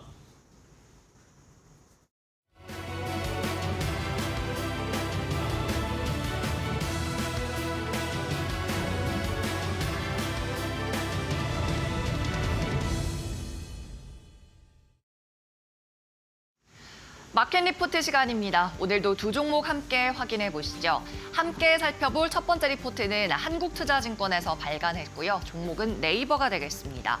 제목에 이익 성장은 계속된다고 적었습니다. 영업이익이 3분기 5천억 원을 돌파할 것으로 전망되는 네이버. 이 시간에 소개해드리는 기업들 가운데 드물게 3분기 실적이 시장 컨센서스를 상회할 것으로 예상되고 있는데요. 3분기 매출액은 2조 6,700억 원이 예상되고 있고 영업이익은 5,027억 원이 전망되는 상황입니다. 한국투자증권은 네이버에 대한 목표 주가를 22만 원으로 기존 수준 유지했고요. 투자 의견도 매수 유지했습니다. 이어서 다음 장에서 더 자세히 살펴보시죠. 자, 부문별로 살펴보면 먼저 서치 플랫폼 보겠습니다. 네이버 검색 엔진에 들어갔을 때 배너 형태로 달리게 되는 디스플레이 광고 같은 경우에는 지난해 굉장히 부진했는데 이 디스플레이 광고는 3분기에도 회복세가 이어지겠습니다. 또 커머스 부문 같은 경우에는 여전히 광고가 부진하겠습니다만 브랜드 패키지 솔루션을 중심으로 수수료 매출액이 고성장세를 이어갈 것 같습니다. 브랜드 패키지 솔루션은 일반적인 마케팅 솔루션과 비슷하다고 보면 되는데요. 네이버의 스마트 스토어 일반 입점자는 사용할 수가 없고 브랜드나 기업 사업자만 이용할 수 있는 마케팅 솔루션입니다. 이를 통해서 수수료 매출액이 고성장하고 있다는 건데 10% 중반의 매출 성장을 이뤄내고 있는 커머스 부문이 기술되어 있었습니다. 그리고 영업비용도 효과적으로 통제되고 있는 모습이 확인되는데요. 그래프를 확인해 보면 지난 2022년 하반기부터 2024년까지 영업비용이 아주 완만한 상승세를 나타내고 있고요. 파란색 선으로 표시된 증가율 같은 경우에는 급격하게 낮아지고 있는 모습이 확인됩니다. 이렇게 고정비가 잘 통제되면서 올해 비용 부담은 높지 않게 나타나고 있는 상황이죠. 다만 인터넷 기업들에게 현재의 경기 환경이 그다지 우호적이지는 않습니다. 중국, 일본 그리고 한국의 인터넷 기업이 모두 저성장 우려를 겪고 있고요. 성장률과 주가가 함께 부진한 모습을 나타내고 있는 요즘이죠. 하지만 네이버는 상황이 조금 다릅니다. 전년 대비해서 광고 매출이 6에서 7%가량 성장하고 있기 때문이고요. 이를 기반으로 영업이익은 30% 이상 고성장하고 있는 상황입니다. 중국의 인터넷 기업들과도 비교를 해보겠습니다. 중국 기업들은 매출 성장률이 한 자릿수 초반까지 매우 낮아진 상태고요. 밸류에이션은 9배에서 10배를 받고 있습니다. 반면에 네이버는 광고 매출 성장률이 6에서 7%대 증가하고 있고 밸류에이션은 16배에서 17배 사이를 오가고 있는 상황입니다. 즉 네이버의 이 같은 성장세가 확연하게 꺾이지 않는 이상 현재 수준에서 주가의 추가적인 하락은 가능성이 거의 없다고 보고 있는 게 한국투자증권의 뷰였습니다. 네, 이어서 다음 리포트도 함께 확인해 보시죠. 이번에는 IBK투자증권에서 발간한 보고서고요. 코오롱 인더에 관해서 커버하고 있습니다. 패션 붐은 해외 진출 확대 움직임이라고 제목에 달았네요. 3분기는 컨센서스를 소폭 하회하는 실적을 낼 것으로 전망되고 있습니다. 3분기 패션의 비수기 효과가 나타날 것으로 보이고요. 또 코오롱 인더의 캐시카우라고 할 수 있는 아라미드에서 물량이 감소할 것이기 때문입니다. 다만 목표 주가는 53,000원 유지했고 투자 의견도 매수 달았습니다. 다음 장에서 더 자세히 확인해 보시죠. 마찬가지로 부문별로 먼저 살펴보겠습니다. 패션 부문 같은 경우에는 3분기 날씨가 우호적이지 못했죠. 폭염이 지속되는 등 부진한 실적에 영향을 주겠습니다. 다만 이를 상쇄시킨 것도 있었는데요. 코오롱이 온라인몰을 전면 개편하면서 매출이 증대됐고요. 또 패션 부문은 해외 사업으로 눈을 돌리고 수출을 다각화하면서 실적의 부진을 방어하고 있는 상황입니다. 또 코오롱 스포츠가 중국 진출에 성공했던 2020년 이후로 특히 해외 진출을 활발하게 벌이고 있는데요. 같은 해인 2020년에 왁이라는 골프웨어 브랜드가 일본에 진출했었고요. 올 하반기에는 아카이브 에프크라는 여성복 브랜드가 일본과 태국에 진출할 계획입니다. 또 산업 자재 부문에서는 캐시카우라고 할 수 있는 게 합성 섬유인 아라미드인데요. 이 아라미드 같은 경우에는 물량이 감소할 걸로 보입니다. 왜냐하면 7만 5천 톤에 달하는 기존 공장이 대규모 정기 보수에 들어가기 때문이죠. 이렇게 물량이 감소한다는 것은 분명 부정적인 요인이지만 긍정 요인도 있습니다. 정기 보수를 통해서 이 기존 플랜트의 수율이 개선될 거라는 점이고요. 두 번째는 신공장이 100% 가동될 거라는 점. 세 번째는 아라미드 펄프가 증설이 완료되면서 4분기부터는 증설 효과를 누릴 수 있게 될 거라는 점입니다. 그리고 코오롱 인더 이슈가 하나 더 있습니다. 바로 분할 합병 이슈인데요. 동사의 자회사인 코오롱 글로텍의 자동차 소재 부품 부문이 분할해서 합병이 되게 됩니다. 내년 1분기에 합병이 마무리될 것 같은데 이 코오롱 글로텍은 자동차 시트에 들어가는 섬유 등을 만들고 있기 때문에 공급망이 통합되면서 산업 시너지 효과를 낼 수 있을 것으로 예상되고 있습니다. 네, 지금까지 마켓 리포트에서 살펴봤습니다.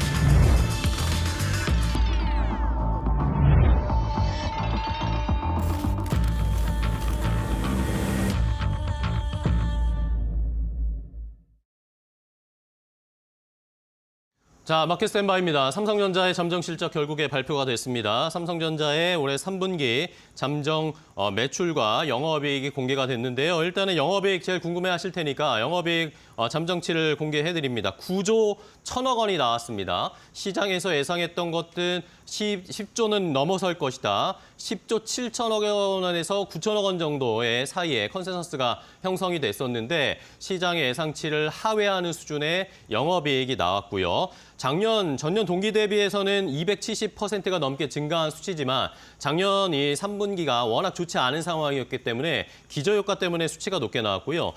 전분기 대비해서는 오히려 줄어든 12.8% 영업이익이 줄어들면서 시장의 예상을 하회하는 좋지 않은 결과가 나왔습니다. 10조는 넘어설 것이다 예상했는데 10조가 일단 미치지 못하는 영업이익이 나왔고요. 매출은 79조 원이 나왔습니다. 전년 동기 대비해서는 증가했고 매출도 지금 컨센서스 대비 하회하는 매출도 80조 원은 넘길 것이다라고 예상을 했었는데 역시 매출과 영업이익 모두 삼성전자가 우리가 예상했던 것보다 낮은 실적의 수치가 나왔습니다.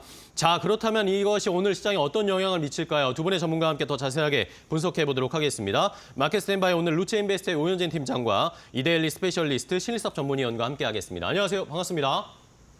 네. 자, 고은별 앵커와도 함께하겠는데 일단은 오현진 팀장님과 삼성전자의 실적부터 분석을 좀 해볼까요? 네, 삼성전자 3분기 영업이 컨센서스가 이제 10조 원대인데 9.1조가 나왔으니까 일단 어닝 쇼크가 나온 것은 맞습니다. 하지만 어찌되었던 간에 실적이 확인되었기 때문에 불확실성 해소 측면에서는 긍정적이라고 봅니다. 기대치가 낮았고 낮아진 기대치도 충족시키지 못했지만 그런 부분까지도 주가가 다 반영한 것 같아요. 그래서 이번 실적 발표를 계기로 해서 완만한 반등 좀 기대할 수 있지 않을까 이렇게 판단하고 있고요. AI향 서버 메모리 견조하다는 부분 그리고 엔비디아향 HBM 공급이라든지 아직 모멘텀은 남아 있습니다. 그리고 그동안 삼성전자가 약했던 게 수요 부진이나 이런 부분들이 계속 부각됐지만 저는 환율도 영향이 있었다라고 봐요. 그래서 원화가 강세로 계속해서 가다 보니까 수출 기업인 삼성전자에는 어쨌든 우호적이지 못했잖아요. 근데 어제를 기점으로 이제 과도한 원화 강세 우려가 좀 완화가 됐습니다. 그래서 환율에 대한 걱정도 크게 안 하셔도 될 것 같기 때문에 그래서 이익 개선에 대한 기대감은 충분히 줄 수 있다라고 보고 있습니다. 그래서 3분기 어닝 시즌이 이제 삼성전자를 기반으로 시작이 됐기 때문에 실적 좀 주목해 보시면 좋을 것 같고 또 업종별로 보면 자동차라든지 은행주의 실적은 좀 양호할 것 같기 때문에 이런 섹터들 꾸준하게 관심 가지시면 좀 좋을 것 같고요.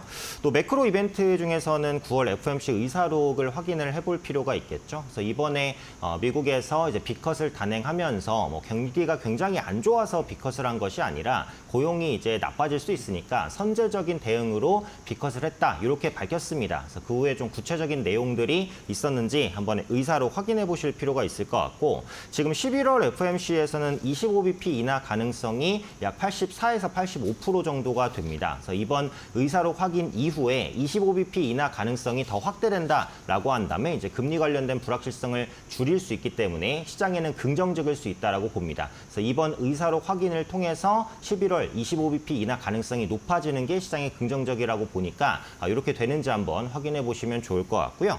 끝으로 공모주 얘기인데요. 그동안 잠잠했었던 공모주 시장이 다시 활기를 띨 조짐을 보이고 있습니다. 소재 합성 기업 한캠 그리고 보안 솔루션 기업인 인스피언 같은 경우 최근에 공모가 밴드 상단에서 공모가가 결정이 됐습니다. 그래서 공모주 시장에 대한 관심을 다시 한번 확인했다라고 보시면 될 것 같고요.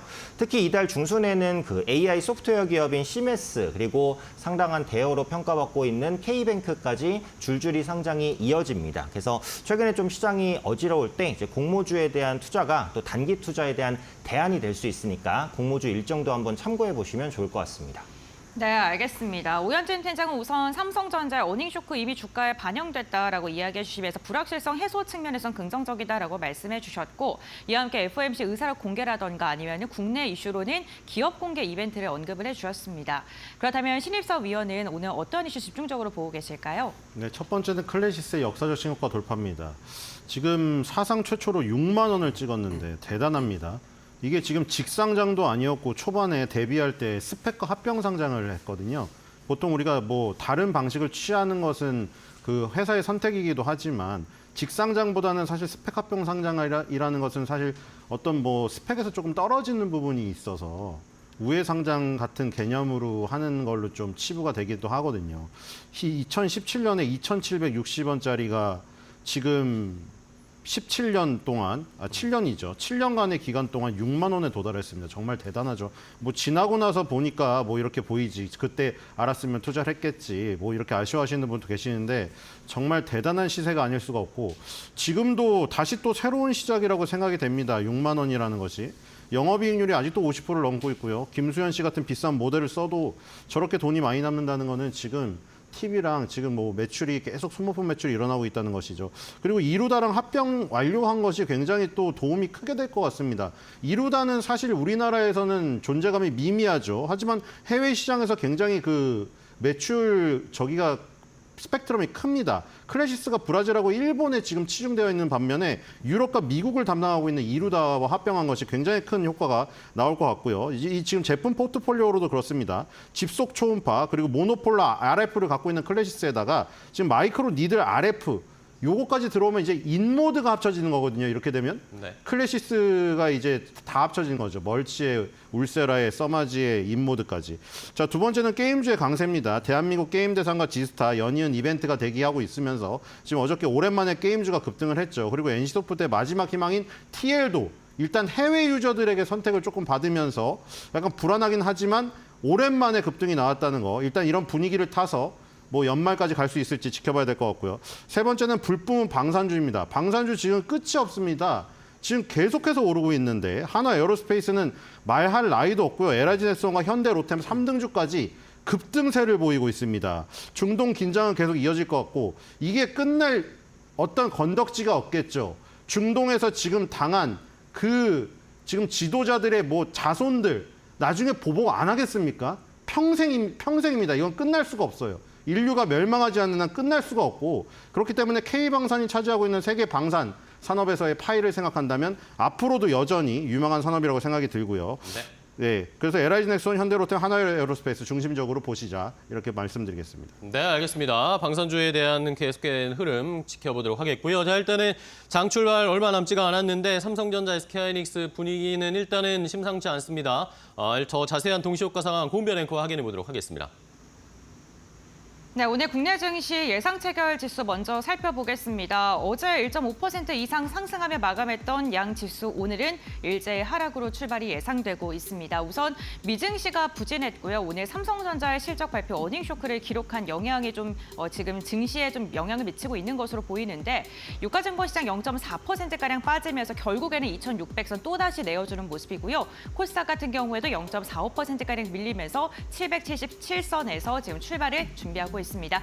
시가총액 상위 종목들 함께 확인해 보시죠. 삼성전자가 낮아진 눈높이에도 못 미치는 실적을 발표했습니다. 그렇다 보니까 오늘 주가 역시나 하락으로 출발을 하는데 하지만 시장에서 이미 많이 빠졌기 때문일까요? 낙폭이 그다지 깊진 않습니다. 삼성전자 0.3%가량 하락하면서 68,800원대, SK하이닉스는 약보합권 184,700원대 움직임 준비하고 있습니다. 우선 오늘 1위부터 5위권 일제히 하락으로 출발 예고되고 있고요. 현대차가 1% 이상 빠지면서 출발을 준비 중에 있습니다. 그럼 6위부터 10위권 함께 살펴보겠습니다.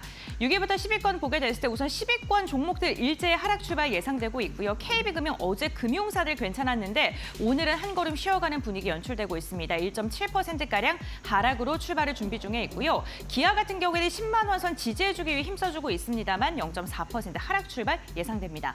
코스닥 함께 확인해 보겠습니다. 2차 전지 기업들 어제 지수단을 좀 끌어올려줬었는데 간밤에 테슬라가 부진했죠. 에코프로 그룹주들 일제히 하락 출발 준비하고 있고요. 오늘 제약바이오 기업들도 힘을 쓰지 못합니다. 어쨌든 간 매크로적인 지정학적 리스크를 이겨내지 못하는 모습이고 제약바이오 기업들도 1% 이상 빠진 채 출발을 준비 중에 있습니다. 6위부터 10위권 보시죠. 6위부터 10위권 봤을 때 지금 클래시스 삼천당제약 지금 상승 출발 준비 중에 있습니다. 국내 증시 출발합니다.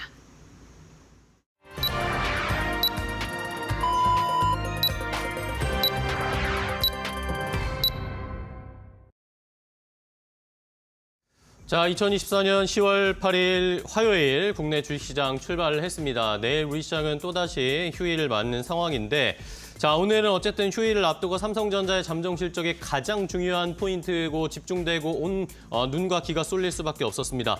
자, 오늘 삼성전자의 잠정 실적 영업이익이 9조 1,000억 원이 나왔습니다. 시장의 예상치를 밑도는 수치였고요. 매출은 그래도 어느 정도 선방을 해주는 모습이었는데, 자, 삼성전자 실적 발표를 하고 나서 지금 삼성전자의 전영현 부회장이 이례적으로 사과를 하는 모습입니다. 기대에 못 미친 실적에 송구하다라고 하면서 엄중한 상황의 제도약 계기로 만들겠다라는 식의 이례적인 사과도 하면서 이런 메시지까지 전달하고 있는 상황인데, 자, 이러면서 시장에서는 실망감들이 속출을 하고 있습니다. 자, 삼성전자 오늘 결국에 1% 가까이 하락으로 출발을 했습니다. 6만 원 선 다시 위태로운 상황, 6만 400원, 어제 59,500원까지 내려갔었는데 일단은 6만 300원에서 400원대의 가격 형성하고 있고요. SK하이닉스도 역시 동반해서 떨어지고 있습니다. 간밤에 미국 뉴욕 증시에서 엔비디아는 오히려 상승하면서 거래를 마감했는데 이런 것들을 훈풍을 받아가지 못하고요. 전반적인 좋지 않은 미국 시장의 상황, 삼성전자의 좋지 않은 실적, 이런 것들에 부담을 갖고 양시장이 코스피는 0.7%대, 코스닥은 0.5%대 하락세로 출발을 한 상황입니다. 자, 그렇다면 시장의 출발 상황 조금 더 자세하게 고은별 앵커와 확인해 보겠습니다. 네, 10월 8일 화요일장 국내 증시 출발 상황 알아보겠습니다. 오늘 양 지수 동시호가 상황보다 조금 더 깊게 눌린 채 출발을 했습니다. 유가증권 시장 0.68%가량 하락하면서 2,600선은 물론이고요. 2,590선까지 좀 위협받고 있는 모습이고요. 코스닥 같은 경우에도 0.54%가량 빠지면서 776선을 조금 이탈하려는 위협이 나타나고 있는 상황입니다. 어쨌든 간 미증시가 3대 지수 일제히 하락으로 마감을 했고요. 전반적인 중동의 지정학적 리스크를 점점 더 커지고 있는 상황입니다. 이로 인해 유가에 대한 부담감은 여전한 상황이고요. 삼성전자의 실적 발표 어닝 쇼크가 시장을 지금 짓누르고 있는 상황입니다. 그렇다면 이데일리 스핀을 통해서 조금 더 자세한 시가총액 상위 종목들의 출발 상황 알아보도록 하겠습니다.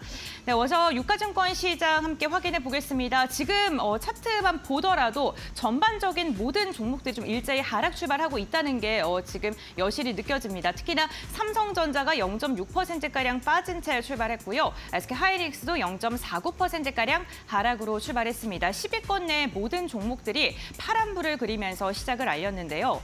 삼성전자 영업이익에 대한 기대치, 그러니까 전망치가 지속적으로 하향 조정됐음에도 불구하고 한 달 내의 전망치를 보게 됐을 때 10조 3천억 원가량은 기록을 할 것이다라는 이야기가 많이 나왔었는데요. KB증권에서 가장 낮게 전망을 했었죠. 그것이 바로 9조 한 7천억 원대였습니다. 그런데 그조차 좀 하회하는 실적을 발표하면서 실망 매물이 나온 것으로 보이고요. 지금 삼성전자 외국인이 20거래일 이상 지금 이탈이 지속되고 있는데 오늘 외국인의 수급 좀 꼼꼼하게 체크해 보셔야 될 것 같습니다. 간밤에 테슬라가 로보택시 공개를 앞두고 좀 불안감에 하락을 했습니다. 이에 대한 영향으로 오늘 2차 전지 관련 기업들 전반적으로 힘을 쓰지 못하고 있습니다. LG에너지솔루션 0.6%가량 하락으로 출발했습니다. 바이오 관련 기업들도 일제히 하락 출발했습니다. 삼성바이오로직스 0.4%, 셀트리온도 0.7%가량 밀리면서 오늘 어제 업종을 망라하고 전반적으로 시장 자체가 눌리고 있는 모습이고요. 기아와 현대차 역시나 0.8에서 0.3% 하락으로 출발을 했습니다. 오늘 금융지주사들의 흐름도 그다지 좋지 않습니다. 어제 금융사들의 흐름이 괜찮았었는데 오늘은 좀 매도 물량의 힘이 쏠리고 있는 모습이고요. KB금융이 1% 가까운 하락 출발 예상되고 있습니다. 오늘 중국 시장이 드디어 긴 연휴를 끝으로 개장을 준비 중에 있죠. 그런데 중국과 연동돼서 긍정적인 흐름을 보여줬던 철강 화학주들의 흐름도 그다지 좋지는 않습니다. 포스코홀딩스가 1% 가까이 빠지고 있고요. 이와 함께 포스코퓨처연도 0.7%가량 하락 출발이 지금 된 상황입니다.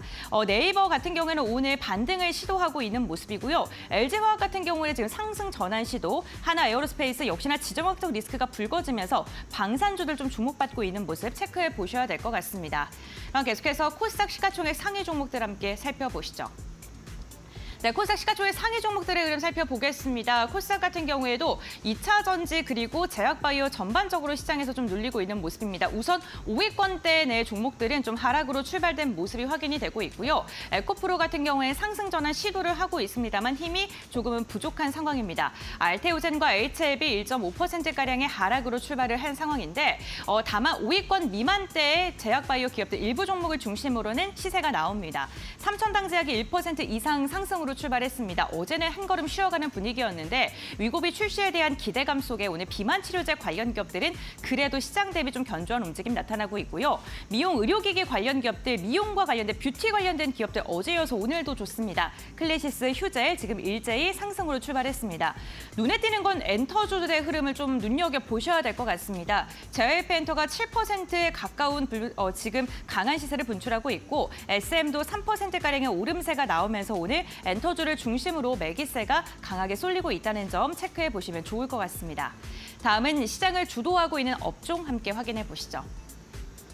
네, 업종별 상승률 함께 확인해 보겠습니다. 오늘 조선업종이 1% 이상 상승하면서 시장 대비해서는 가장 견조한 움직임이 지금 포착이 되고 있습니다. 조선업종 같은 경우에는 중국의 경기 부양책 기대감 속에 오히려 조선업종은 피해를 볼 수 있다라는 분석이 나오면서 하락을 어제는 했었는데요. 오늘은 반발 매수세가 유입되면서 실적에 대한 기대감 속에 1% 이상 상승하고 있고요. 지정 확정 리스크가 커지면 주목받는 기업들이 있죠. 해운주입니다. 0.4%가량 오늘 업종별 상승률이 나타나고 있습니다. 건설기기 같은 경우에는 중국의 경기 부양책과 연동돼서 움직이는 업종군인데 오늘 강보합권에서 움직임 가져가고 있습니다. 다만 전반적으로 시장 분위기를 보게 된다면 시장 분위기는 그다지 좋지 않은 오늘장입니다. 그렇다면 오늘장 전문가들은 어떤 투자 포인트를 집중적으로 보고 있을까요? 지금부터 알아보시죠.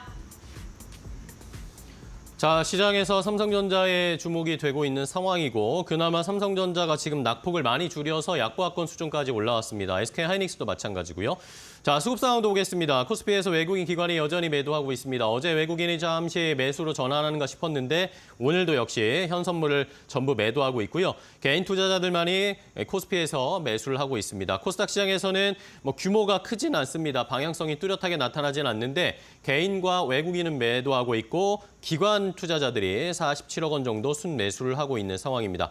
원달러 환율도 체크해보면 큰 변화는 없습니다. 여전히 1,340원대 움직이면서 1,342원 정도 원달러 환율은 움직이고 있는 상황입니다. 자, 그렇다면 시장의 분위기 분석을 좀 해보도록 할 텐데 오현진 팀장님, 일단은 삼성전자가 주가가 크게 흔들리진 않는 상황입니다. 자, 이런 상황에서 이제 악재가 다 반영됐다고 봐야 될까요? 바닥이라고 봐도 될까요? 어떻게 보십니까? 네, 저는 그렇게 봅니다. 이제 앞서도 말씀을 드렸고요. 사실 어닝 쇼크를 예상하신 분들도 생각보다 좀 계셨을 것 같아요. 왜냐하면 보통 이제 대기업이 실적 발표를 하기 전에 컨센서스가 계속해서 상향 조정되면 그 컨센을 이제 상회하는 서프라이즈가 날 가능성이 높고 계속해서 하향 조정이 되면 컨센을 하회하는 쇼크가 나올 가능성이 높습니다. 그래서 9조 원대 영업이익도 이제 충분히 나올 수 있었던 그런 수치라고 봅니다. 주가도 그 부분을 대변하는 것 같아요. 급락보다 물론 약세기는 하지만 그래도 이제 바닥권에서 좀 받치려는 그런 수급들을 보여주고 있고 이정 회장이 이제 파운드리 부분을 분사하지 않겠다라고 했습니다. 전 이것도 긍정적으로 봅니다. 일단은 자신감의 표현이다 이렇게 보고 있고요.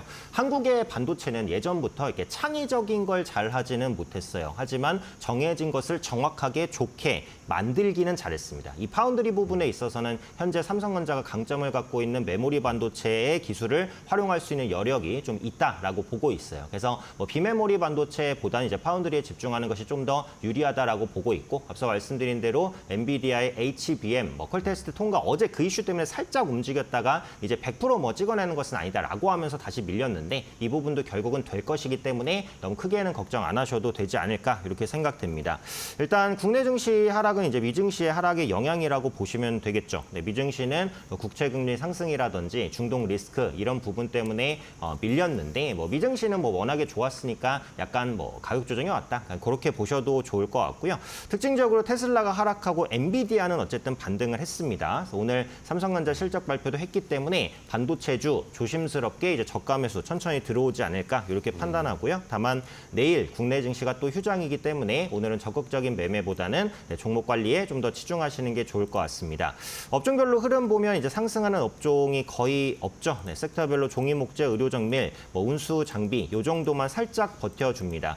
방산주 중에서 하나에어로스페이스가 오늘도 1%대 강세. 이제 방산주는 이제 실적 모멘텀이 워낙 좋기 때문에 약세장에서도 어느 정도 선방하고 있고요. 건설주도 그냥 버티는 모습. 그리고 통신주, 화학주, 보험주가 약세인데 어제 같은 경우 이제 보험주가 좀 세기는 했습니다. 그에 따라서 차익 실현 매물이 조금 나오는 것 같아요. 그래서 오늘은 경기 민감 섹터 그리고 반등이 나왔던 섹터에서 매물이 좀 나온다. 이 정도로 보시면 되겠습니다.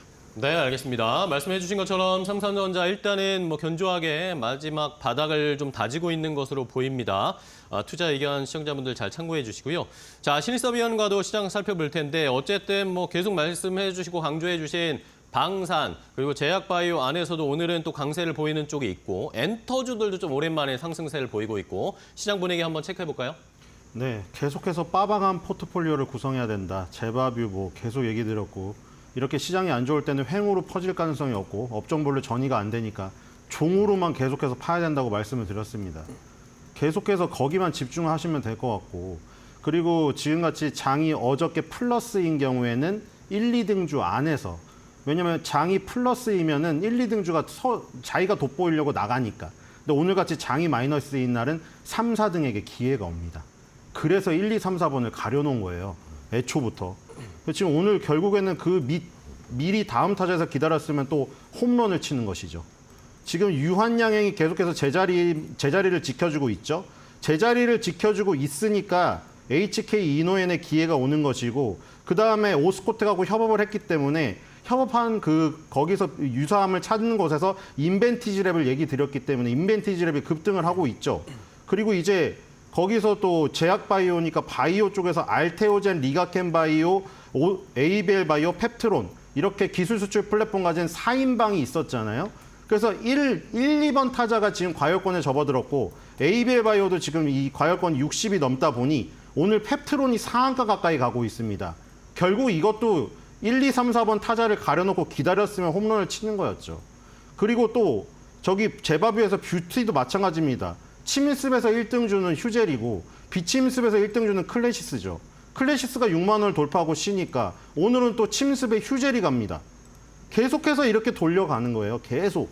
끝도 없이. 방산도 마찬가지죠. 하나에어로스페이스랑 LI넥슨이 가니까 3등주인 현대로템이 급등을 한 것이고 이제 풍산이 4번 타자로 그 자리를 기다리고 있죠. 계속해서 이런 재바뷰, 빠방한 포트폴리오 계속 여기만 집중하셔서 나가시면 될 것 같고 아까 좀 비소세포 폐암 관련해서 보로노이죠. 유한양행이 제자리만 지켜주고 있으니까 보로노이가 10만 원을 돌파합니다. 자, 이런 것들 계속해서 유사성에 관련된 1, 2, 3, 4번 타자를 가려놓은 다음에 장이 안 좋을 때는 3, 4번 타자를 공략하고요. 장이 플러스인 경우에 그러니까 정리를 하자면 장이 전체적으로 지금 안 좋잖아요. 그러니까 이제 횡으로 갈 가능성은 없기 때문에 종으로 팝니다. 그러니까 1번부터 4번 타자까지 다 가려놓은 다음에 장이 플러스인 날은 1, 2번 타자 안에서 해결을 봐야 돼요. 장이 마이너스인 날은 3, 4번 타자까지 옵니다. 그러니까 지금 오늘 같은 현상이 벌어진 것이고 아까 말씀드린 그런 종목들 계속해서 미리 기다리시면은 큰 수익이 날 것 같습니다. 네, 알겠습니다. 자, 제약바이오를 포함해서 지금 집중되어 있는 방산 쪽에 대한 투자 전략 알려주셨는데요. 말씀해 주신 것처럼 뭐 휴젤도 올라가고 대웅제약도 오랜만에 2% 넘게 올라가고 뭐 유한양행은 쉬고 있지만 보령이나 뭐 HK 이노엔 같은 종목들은 선방하고 있는 모습도 확인할 수가 있네요. 자, 그렇다면 시장에서 어떤 종목 또 업종의 시장 투자자들에게 관심을 많이 받고 있을까요? 더 자세하게 곤변 앵커와 정리해 보도록 하겠습니다. 네, 국내 증시 개장한 지 14분여 가까이 흐른 상황입니다. 투자자들의 검색 빈도가 높은 섹터 싱크풀을 통해 먼저 확인해 보겠습니다. 오늘 투자자들은 자율주행에 대한 검색 빈도가 가장 높습니다. 간밤 테슬라가 로보택시 공개를 앞두고 주가가 급락을 했죠. 하지만 자율주행에 대한 기대감은 여전히 뜨거운 상황인데요. 다만 오늘 매도 물량이 조금 나오면서 섹터상으로는 하락세가 지금 이어지고 있는 상황입니다. 오랜만에 엔터주들이 강한 반등이 나오고 있습니다. 엔터주들에 대한 기대감 역시나 이어지고 있는 상황이고요. 대왕굴에 관련된 섹터에 대한 검색 빈도도 굉장히 많습니다. 산업통상자원부 장관이 동해 석유가스 탐사 시업인 대왕굴 프로젝트와 관련해서 지금 슬림버거의 동해 자원개발 기술평가를 제안했다라는 소식이 전해지면서 이로 인해 다시금 지금 대왕굴에 관련된 섹터의 힘을 지금 쏠리고 있는 모습입니다. mRNA에 대한 기대감도 커지고 있는 상황인데요. RNA 치료제 분야가 2년 연속 노벨 생리의학 수상 부동산자의 주제로 좀 선정이 됐다고 합니다. 이러면서 과학계의 관심이 이어지고 있고 오늘 관련 기업들의 매수세도 지금 이어지고 있다는 점 체크해 보시면 좋을 것 같습니다. 제약바이오와 함께 살펴보겠습니다. 오늘 펩트론의 시세 분출이 굉장히 뜨거운데요. 일라이릴리와 장기 지속형 주사제 기술평가 계약을 체결했다는 소식이 전해지면서 이로 인해 시세를 분출하고 있는 상황입니다. 그렇다면 이렇게 투자들의 검색 빈도가 높은 섹터 싱가포르를 통해 알아봤고요. 이데일리 스피를 통해서 시장을 주도하고 있는 상승률 상위 종목 함께 살펴보겠습니다. 오늘 상승률 상위 종목을 확인해 보자면요. 골드아이넥스가 결국에는 가격 제한폭까지 상승을 했습니다. 교육과 관련된 기업이고요. 오늘 개장 직후부터 시세를 강하게 분출하고 있고요. CNH 같은 경우에는 자사주 소각에 대한 기대감 속에 이거래일 연속 강한 상승이 이어지고 있습니다. 앞서 일라이릴리와 간의 계약 체결 소식 펩트론 언급을 해드렸습니다. 오늘 24%가량 상승하면서 비만 치료제 위고비에 대한 기대감과 함께 비만 치료제 관련 기업들 시세 괜찮습니다. 그 아래쪽으로는 대봉 LS 역시나 두 자릿대 강세 흐름 포착되고 있습니다. 노을 같은 경우에도 오늘 17%가량의 강한 상승 나오고 있고요. 재건과 관련된 기업인 디어아이디아 같은 기업들도 두 자릿대 상승력이 눈에 띄는 하루입니다. 이렇게 상승률 상위 종목들 함께 확인해 봤고요. 다음으로는 거래량이 강하게 실리고 있는 기업들도 함께 살펴보시죠.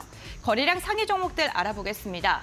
오늘 거래량 상위 종목들 살펴보자면요. 중국과 관련되어 있는 기업들 오늘도 역시나 매기세가 강하게 쏠리고 있는 상황입니다.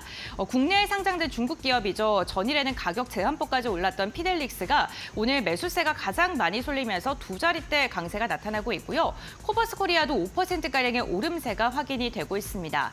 이와 함께 오늘 재건과 관련된 기업들의 매수세도 눈에 띄는데요. SG 같은 경우에도 거래량이 쏠리는 것과 함께 3% 이상의 상승력, 일신석재도 5%에 가까운 오름세가 포착이 되고 있습니다. 간밤 지정학적 리스크가 강하게 이어지면서 석유 가격도 상승을 했죠. 흥구석유가 4% 이상의 오름세가 포착되고 있다는 점 체크해 보시면 좋을 것 같습니다. 이렇게 시장을 주도하고 있는 종목들까지 함께 확인해 봤는데요. 그렇다면 전문가들은 어떠한 종목을 눈여겨보고 있을까요? 지금부터 알아보시죠. 자, 삼성전자는 일단은 아쉬운 실적을 발표했고 간밤에 미국 뉴욕 시장도 부담을 받는 모습이었는데 오늘 시장에서는 또 중국 쪽에서 경제회복 정책 패키지 발표가 있기 때문에 이것을 기대하면서도 중국 관련 종목들은 어느 정도 선방을 하는 모습이고요.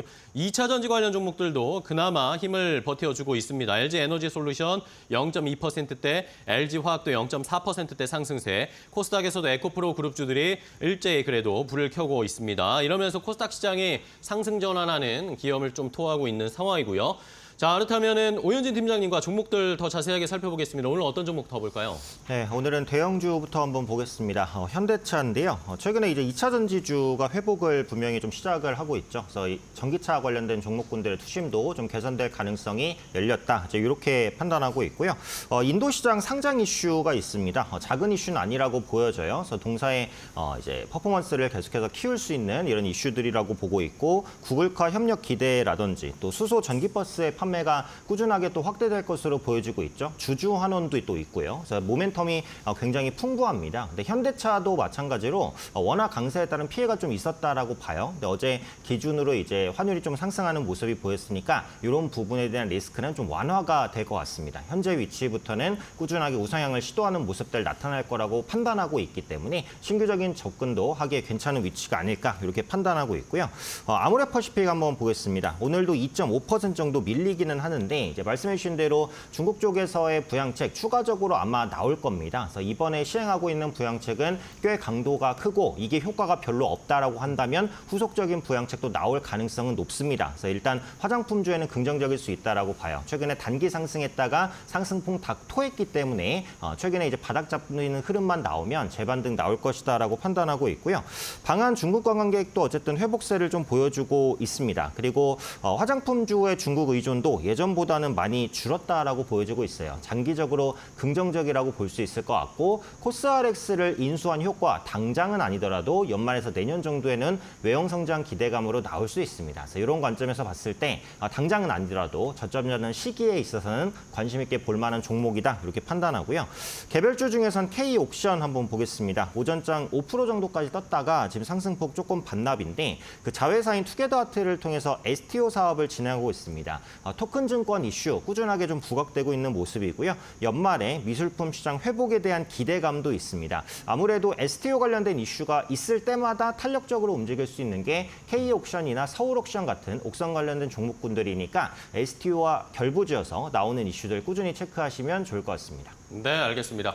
자, 실적 발표 시즌이 이제 시작이 됐습니다. 이런 상황에서 오늘 또 8월에 경상수지 수출 지표가 나왔는데 66억 달러 흑자가 나왔다는 소식이 전해졌죠. 11개월 연속 수출이 증가하고 있는 추세이고 뭐 내용을 조금 더 들여다보면 반도체 수출 덕분에 어쨌든 상승세가 계속 이어지고 있다는 것들을 봤을 때 말씀해 주신 것처럼 반도체나 자동차 같은 수출 관련 산업들의 실적 개선, 뭐 3분기에는 좀 아쉬웠지만 4분기에 한번 기대해 보면서 미리미리 종목들을 대비해 보면 좋을 것 같습니다. 자, 그렇다면 신일섭 위원님은 오늘 어떤 종목 더 집중하고 계세요? 네, 바이오 쪽을 계속해서 놓칠 수가 없죠. 네네. 계속해서 말씀드렸지만 몇 달째 지금 바이오가 이런 식으로 테마가 단순 테마가 아니라 내실 있게 간 적은 역사상 최초입니다. 그렇기 때문에 지금 이게 단기간에 끝날 시세가 아니에요. 지금 펩트론에서 저 일라이릴리 나왔죠, 얘기가. 그다음에 지금 리가켄바이오 얀센 붙었고 알테오젠 머크 붙었고 바이오다인의 로슈 붙었고 지금 세계적인 다국적 제약사 이름 있는 네임드들 다 붙어 있습니다. 그게 알테오젠, 리가켄바이오처럼 아예 기술 수출에 성공한 경우도 있고 물질 이전 계약이라고 물질만 넘긴 경우도 있고 로시처럼 특허를 낸 경우도 있고 펩트론처럼 공동 연구 계약을 한 것도 있어요. 그러니까 물질 이전 계약이든 공동 연구 계약이든 특허 이전이든 최종 단계로 기술 수출을 했던 어쨌든 간에 중요한 건 뭡니까? 지금 현재 바이오신을 이끌고 있는 이 얼굴들이 예전에 코오롱티슈진이나 신라젠처럼 혼자 끝까지 가서 임상 3상을 통과해서 신약 깃발을 꽂으려는 욕심을 안 부리고 있다는 것이죠.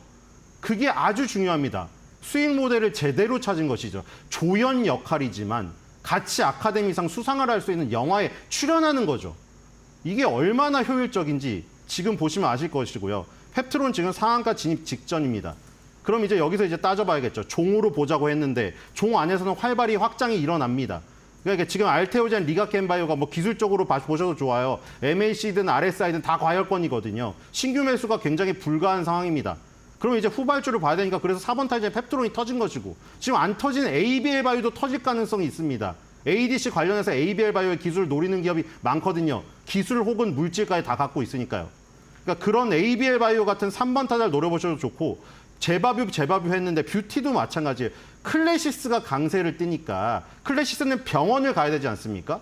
바빠서 병원을 못 가는 사람은 이제 집안으로 오겠죠. 자기가 활동하는 그거를 그대로 주식시장에 옮겨보세요. 내가 병원에 가려고 했는데 바빠서 오늘 못 갔어요. 근데 옆에 친구는 병원에 가서 사와왔다 자랑을 해요. 그럼 나는 집에서라도 해야 될 거 아닙니까? 그러니까 D&D 파마텍 같은 걸로 옮겨가는 것이고 그다음에 지금 우리가 말하고 있는 의료기기가 주로 피부과 성형외과에서 지금 하고 있는 것이죠. 피부과 성형외과가 강하니까 어떤 과로 이전이 되겠어요? 이거는 같은 의료계니까 종 안에서 횡으로 가는 거죠. 종 안에서 횡으로 가면 어떻게 되겠어요? 정형외과 그리고 아니면 다른 내과 이런 쪽으로 퍼지게 됩니다. 치과. 그렇죠? 그러니까 오스테오닉이라든가 넥스트 바이오 메디컬이라든가 이런 정형외과라든가 뭐 내과라든가 치과라든가 이런 과로 전이가 되고 있는 겁니다. 지금 이런 것들을 계속해서 펩트론 상한가에 진입했는데 이제 ABL 바이오를 노려봐야겠죠. 이런 식으로 지금 계속 종 안에서 횡으로의 이 지금 파장을 누리시면은 지금 시장에서 굉장히 초과 수익을 거둘 가능성이 있다는 생각이 듭니다. 네, 알겠습니다. 자, 제약바이오, 방산, 최근에 잘 가고 있는 업종 위주로 계속 공략법 알려주고 계신 상황이고요. 자, 그렇다면 오늘 시장 일단 내일 휴일을 앞두고 있습니다. 그렇기 때문에 또 대책이 필요할 텐데 오현진 팀장님은 오늘 핵심 키포인트 뭘로 잡고 대비하고 계신가요? 네, 오늘 한마디로 이제 수급 빈집 종목을 한번 주목해보자 이렇게 짜봤는데요. 요즘에 제약바이오주와 방산주 굉장히 강합니다. 모멘텀도 좋기 때문에 추가적인 상승 가능성도 열려 있고요. 하지만 신규 진입하실 분들은 분명히 높은 가격이 부담스럽다 이렇게 생각하시는 분들도 계실 것 같아요. 그래서 그런 분들이 이제 수급 빈집 종목을 찾는 섹터인데 그 섹터 중에 하나가 2차 전지죠. 오늘도 잘 버티고 있고요. 2차 전지주 여전히 관심 있게 보셔도 좋을 것 같고 어제 같은 경우 엔소프트를 반등 기점으로 해서 게임주가 좀 살아나는 모습이 나타나고 있습니다. 게임주도 그동안 수급 빈집이었던 섹터인 것 같아요. 그래서 지금부터는 좀 가볍게 수급이 들어올 수 있다라고 보니까 그동안 수급 빈집이었던 2차 전지도 그다음에 게임주 이런 섹터들 관심 있게 보시면 좋을 것 같습니다. 알겠습니다. 수급이 좀 비어있던 공간으로 자연스럽게 또 자금이 몰릴 수 있으니까 관련해서 2차 전지와 게임주들을 한번 잘 보자 의견 주셨고요. 자, 신일섭 위원님 오늘 키포인트 뭘까요? 네, 신고가 연일 경신하는 마리에서 버텨라입니다. 지금 최대한 수익을 챙겨서 내년 초를 대비하셔야 됩니다. 유한양행 발로 나온 후발주들 다 알려드렸죠. 지금 오스코텍의 후속주, 보로노이 이런 것들, 그다음에 인벤티지랩 그리고 이런 것들 잡았다면 클래시스 잡았다면 끝까지 수익을 최고조로 극대화시켜서 끝까지 몰고 가셔서 장대 음봉이 나올 때까지 버티셔서 최고의 수익률을 만들 수는 없겠지만 최상의 수익률을 거둬서 많은 자산을 축적해서 내년 초를 대비하자. 이렇게 말씀드리겠습니다. 알겠습니다. 자, 어려운 시장에서 오히려 잘 가고 있는 쪽에 집중해서 수익 극대화하는 전략 소개를 해주셨습니다. 오늘 잘 참고해 보도록 하겠습니다. 두 분 좋은 전략 알려주셔서 감사하고요. 다음 시간에 또 뵙도록 하겠습니다. 오늘 고생 많으셨어요. 고맙습니다.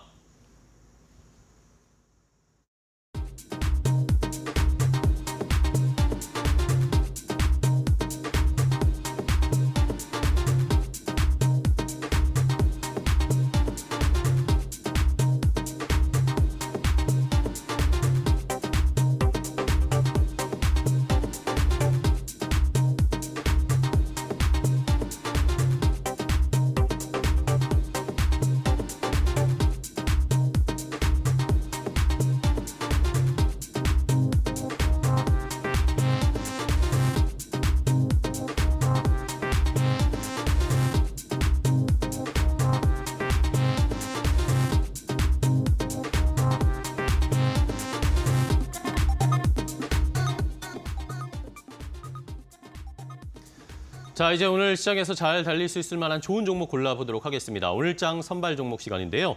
자, 오늘은 SK증권 2000지점의 서영원 차장과 함께 종목 이야기 나눠보도록 하겠습니다. 안녕하세요, 차장님. 네, 안녕하세요. 네, 반갑습니다. 자, 오늘 시장에서는 어떤 종목 좀 공략해 볼까요? 네, 오늘 제가 관심 있게 보고 있는 종목은 대한전선 보고 있습니다. 네, 전선 관련주 한때 또 시세 잘 보여주다가 쉬어가고 있는데 최근에 조금씩 반등 모멘텀들이 있더라고요. 어떤 내용일까요? 네, 우선 대한전선 오늘은 뭐 좀 조정을 좀 보이고 있는 모습이지만 좀 시장의 영향이 좀 크다라고 좀 판단을 하고 있고요. 최근 들어서 뭐 싱가포르 8,400억 규모의 전력망 수주 공급을 체결을 했습니다. 대한전선 규모에서는 역대 최대 규모라고 좀 볼 수 있겠고요. 최근 뭐 AI라든가 데이터 센터의 확장이 이루어지다 보니까 거기에 따른 전력 수급에 대한 수주가 좀 지속적으로 좀 이어지고 있다라는 점을 감안해 본다라면 과거에 좀 테마성으로 움직였을 때의 흐름들은 좀 대부분 좀 반납을 했기 때문에 오히려 좀 움직임이 다시 한번 좀 이루어질 수 있는 부분이고 실적에 대한 기대감이 있는 종목들 같은 경우에는 충분히 좀 공략 가능할 것으로 좀 판단이 되기 때문에 거기에 맞춰서 대한전선 좀 선정해 봤습니다. 네, 좋습니다. 자, 그렇다면 대한전선 말씀해 주신 모멘텀들이 있는데 오늘은 뭐 조금 쉬어가고 있지만 가격 전략을 오늘 좀 매수로 잡아봐도 괜찮을까요? 어떻게 보세요? 네, 뭐 일단 시장이 뭐 큰 폭으로 좀 밀리지만 않는다라면 뭐 조정권을 이용하셔서 좀 분할 매수 관점으로 좀 진행하시는 데에는 뭐 큰 무리는 없을 것으로 예상이 되고 있고요. 현재 구간에서의 가격대는 충분히 메리트가 있다라고 좀 볼 수 있겠습니다. 12,000원 초반선까지 좀 분할 매수 관점으로 좀 대응해 보신다라면 충분히 좀 괜찮을 것으로 예상이 되고 있고요. 현재 1차 목표가는 15,500원 정도 좀 잡고 있습니다. 아직은 좀 역별로 추세 하락세가 좀 이어지고 있는 상황이기 때문에 큰 폭의 상승보다는 좀 중간에서 좀 수익 실현 관점으로 좀 대응을 해나가 보시는 게 좋을 것 같고요. 손절가는 전저점 라인인 1,270원 좀 잡아드리도록 하겠습니다. 네, 알겠습니다. 대한전선 13,000원 이하에서 공략해보는 전략 소개해 주셨는데 오늘 시장에서 저희도 잘 살펴보도록 하겠습니다. 자, 오늘 좋은 종목 소개해 주셔서 감사하고요. 다음 시간에 또 뵐게요. 고맙습니다. 네, 감사합니다. 네, 잘 들었습니다. 자, 이렇게 대한전선 말씀을 해주셨습니다. 최근에 수주 소식도 있고 어쨌든 시장에서 바닥 잡고 다시 돌리려는 가격의 움직임이 나타나고 있는 상황이니까 오늘 조금 조정이 나왔을 때 매수해보는 전략 소개해 주셨습니다. 오늘 대한전선 잘 살펴보시기 바랍니다. 지금까지 오늘장 선발 종목이었습니다.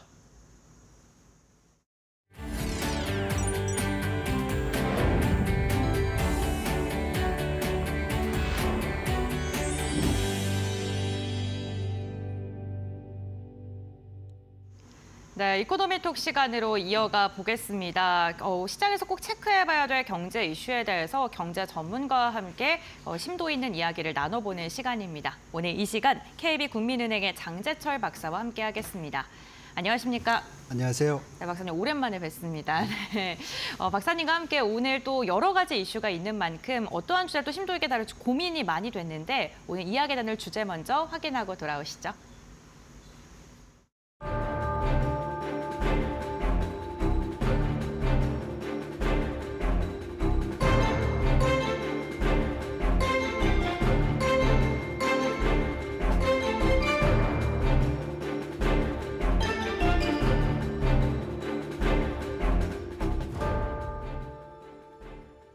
네, 견조한 미국의 고용지표 그리고 중국의 경기 부양책으로 인해서 시장의 유동성이 다시금 확대되고 있는 상황입니다. 이와 관련해서 오늘 국내 시장은 어떻게 대응해야 될지 이야기를 나눠볼 텐데요. 국내 산업군들 가운데 빼놓지 않고 이야기를 하는 게 바로 반도체 산업입니다. 삼성전자가 오늘 3분기 실적을 발표했기 때문에 이 잠정 실적 먼저 체크하고 이야기 나눠보도록 하겠습니다. 우선 가이던스 자체가 굉장히 많이 눈높이가 낮아진 상황에서 이 눈높이도 못 미치는 실적을 발표했습니다. 박사님께서는 실적 좀 어떻게 바라보셨나요?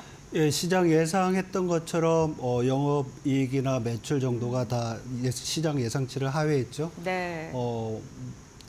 가장 큰 이유는 레가시 반도체에 대한 DDR 반도체에 대한 가격 하락 그리고 또 HBM에 대한 납품 지연 이슈 네. 그리고 특히 이제 삼성전자 쪽에서 디바이스 솔루션 DSC 부분에서의 그 파운드리 부분에서의 적자 그리고 시스템 LSI 부분에서의 부진 이러한 것들이 다 복합적으로 이제 영향을 미쳐서 이번에 좀 실적이 예상을 좀 하회하는 그런 모습을 보였습니다. 근데 삼성전자는 보도자료에서 뭐 일회성 비용으로서 네. 인센티브 충당이라든지 또 외환의 환율 효과도 지적을 했는데요.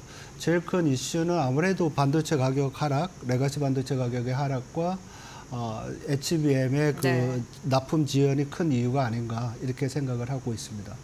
그 범용 반도체 부분에서도 수요 회복이 지금 생각보다 좀 더딘 상황이고 HBM도 기대했던 것보다 조금 더 느리게 지금 아직도 컬 테스트를 진행 중입니다. 5세대에 대해서는. 그렇다 보니까 삼성전자에 대해서 외국인의 이탈이 지금 지속적으로 나오고 있고 지금 DS 부분에 대한 우려가 가장 큰데 전영현 삼성전자 부회장 역시나 좀 이례적으로 시장 기대치에 못 미쳐서 송구스럽다. 제도약의 계기를 만들 것이다라는 언급을 오늘 하기도 했습니다. 그렇다면 그 제도약의 계기를 어떻게 마련할 것인가? 삼성전자가 이러한 시장의 상황, 외국인의 외면을 타개할 만한 앞으로의 전략을 어떻게 세워야 될지도 좀 많은 분들께서 궁금하실 것 같은데요. 박사님께서는 어떻게 보세요? 일단 네. 파이프라인에 있는 것들을 보면 HBM의 그 새로운 신제품에 대한 엔비디아에 대한 공급, 네. 납품을 조기에 이제 완성을 해야 되겠죠. 지금 퀄 테스트라고 해서 품질 테스트를 하고 있는데 이 부분이 조기에 이제 통과돼야 될 부분이 네. 있고요. 그리고 메모리 반도체 중에서도 DDR4와 DDR5가 있는데 DDR4 부분이 좀 가격이 많이 내려가고 있습니다. 그래서 이런 부분을 극복할 수 있도록 DDR5나 아니면 HBM 쪽에서 고부가 가치의 반도체를 좀 빨리 시장에 내놓는 방향을 찾아야 되지 않을까 이렇게 보고 있습니다. 그렇다면 반도체 시장 어쨌든 어닝쇼크 발표했는데 오늘 삼성전자 오히려 어제보다 주가는 그래도 버텨주거든요. 6만 원 선은 이탈하지 않고 있는 모습인데 4분기 국내 반도체 시장 전략 어떻게 잡아야 될까요? 네, 지금 사실은 어떻게 보면 많이 네. 조정받은 거라고 볼 수가 있습니다. 그리고 시장 예상치를 하회하는 실적을 네. 보였기 때문에 제가 볼 때는 뭐 지난 9월달과 또 10월달 이 한 달 사이에 그 영업이익이나 뭐 이런 걸 보면 거의 2조 정도의 차이가 나게 이제 나쁜 상황으로 갔었거든요. 네. 그래서 어떻게 보면 추가적인 하락은 좀 제한될 가능성은 좀 있고요. 그렇지만 이 적어도 4분기 동안은 범용 반도체 가격이 좀 부진할 것으로 보이기 때문에 좀 어려울 것으로 보입니다. 하지만 우리가 중기적으로 봤을 때는 적어도 내년 뭐 2분기나 3분기를 넘어가면서 삼성전자 같은 경우에는 그 HBM3 네. 그 부분과 HBM4에 대한 출시를 지금 계획하고 있기 때문에 이러한 부분들이 계획에 맞는다고 하면 전반적인 평균적인 반도체 가격의 상승, 평균 가격이 상승하면서 좀 긍정적인 영향을 미치지 않을까 이렇게 생각을 해볼 수 있을 것 같습니다. 네, 알겠습니다. 어쨌든 중장기적으로 봤을 때 반도체 산업에 대해서는 여전히 긍정적으로 평가를 해주고 있는데 오늘은 잠정 실적이기 때문에 부문별 실적은 발표되지 않았습니다. 다만 이 DS 부분의 예상치가 5조가량이었는데 DS 부분의 부회장이 또 사과를 했기 때문에 어느 정도의 DS 부분의 실적이 나올지는 확정 실적을 보고 좀 접근을 해야 될 것 같고요. 어쨌든 삼성전자가 국내 증시 지수단의 발목을 잡고 있는 상황입니다. 그런데 글로벌 시장 전반적으로 봤을 때는 미국이 노랜딩을 할 것이다. 경기가 괜찮다라는 게 지금 확인이 되고 있는 상황이고 금리 인하가 비컷으로 이어질 것이다라는 기대는 조금 한풀 꺾이는 모습이 나타나고 있고요. 중국 같은 경우는 부양책 좀 지속적으로 내고 있습니다. 오늘도 재정 지원과 관련된 또 이야기가 나올 것으로 보이는데 우선 지금 발표된 유동성 완화 정책의 지금 캐파가 어느 정도인지 궁금하고요. 이게 과거와 비교한다면 어느 정도의 영향력이 미칠지도 궁금합니다. 예, 지금 중국 정부가 9월 중순부터 24일부터 통화 정책과 그 부동산 안정 그리고 주식 시장 안정 정책을 아주 과감하게 네. 펼쳐놨습니다. 그래서 정책 금리는 20bp를 내렸고요. 그리고 그 지불 준비율도 50bp를 내렸고 이게 약 한 1조 위안 정도의 유동성을 공급을 하는 것입니다. 그리고 모기지 금리, 네. 주택담보금리도 50bp 정도 내리기 때문에 이게 약 한 1,500억 유안 정도의 가계의 이자 부담을 줄일 수 있는 그런 요인입니다. 근데 이게 전체 중국 소비의 0.3% 정도 차지하는 네. 거예요. 그래서 의미 있는 또 정책이라고 볼 수가 있고요. 또한 주식시장 부양을 위해서 8천억 위안을 또 마련을 했고 그리고 부동산 시장에서의 그 가격 안정을 위해 가지고 네. 다운페이라고 그러죠. 네. 계약금을 또 10bp 인하했습니다. 25%에서 15%로 내렸는데 이러한 것들을 다 더하면은 사실은 그렇게 큰 영향을 안 줄 수도 있습니다. 왜냐하면 예를 들면 그 50bp 지준율 인하 같은 경우에는 경제 성장률을 약 한 0.2% 포인트 정도 올려줄 수 있는 네. 그런 상황이 되고요. 그리고 아까 말씀드렸던 모기지 금리, 주택담보대출 금리의 50bp 인하는 약 한 0.05% 정도, 이 정도의 0.1%포인트 정도의 네. 성장률을 올려줄 수 있는 그런 분석으로 볼 수가 있습니다. 그렇지만 사실 10월 26일 날 시진핑 주석이 이러한 통화와 어떤 시장 안정정책 이외에도 소비와 투자를 활성화시킬 수 있는 재정 정책을 얘기를 했습니다. 네. 그래서 지난달 26일이죠. 그렇죠. 네, 네. 그래서 지금 예상하고 있는 게 소비 부분에서의 약 한 1조 위안 그리고 은행 자본 확충에서 1조 위안 그리고 지방 정부의 재정 확충으로 해서 1조 위안 정도 되는데요.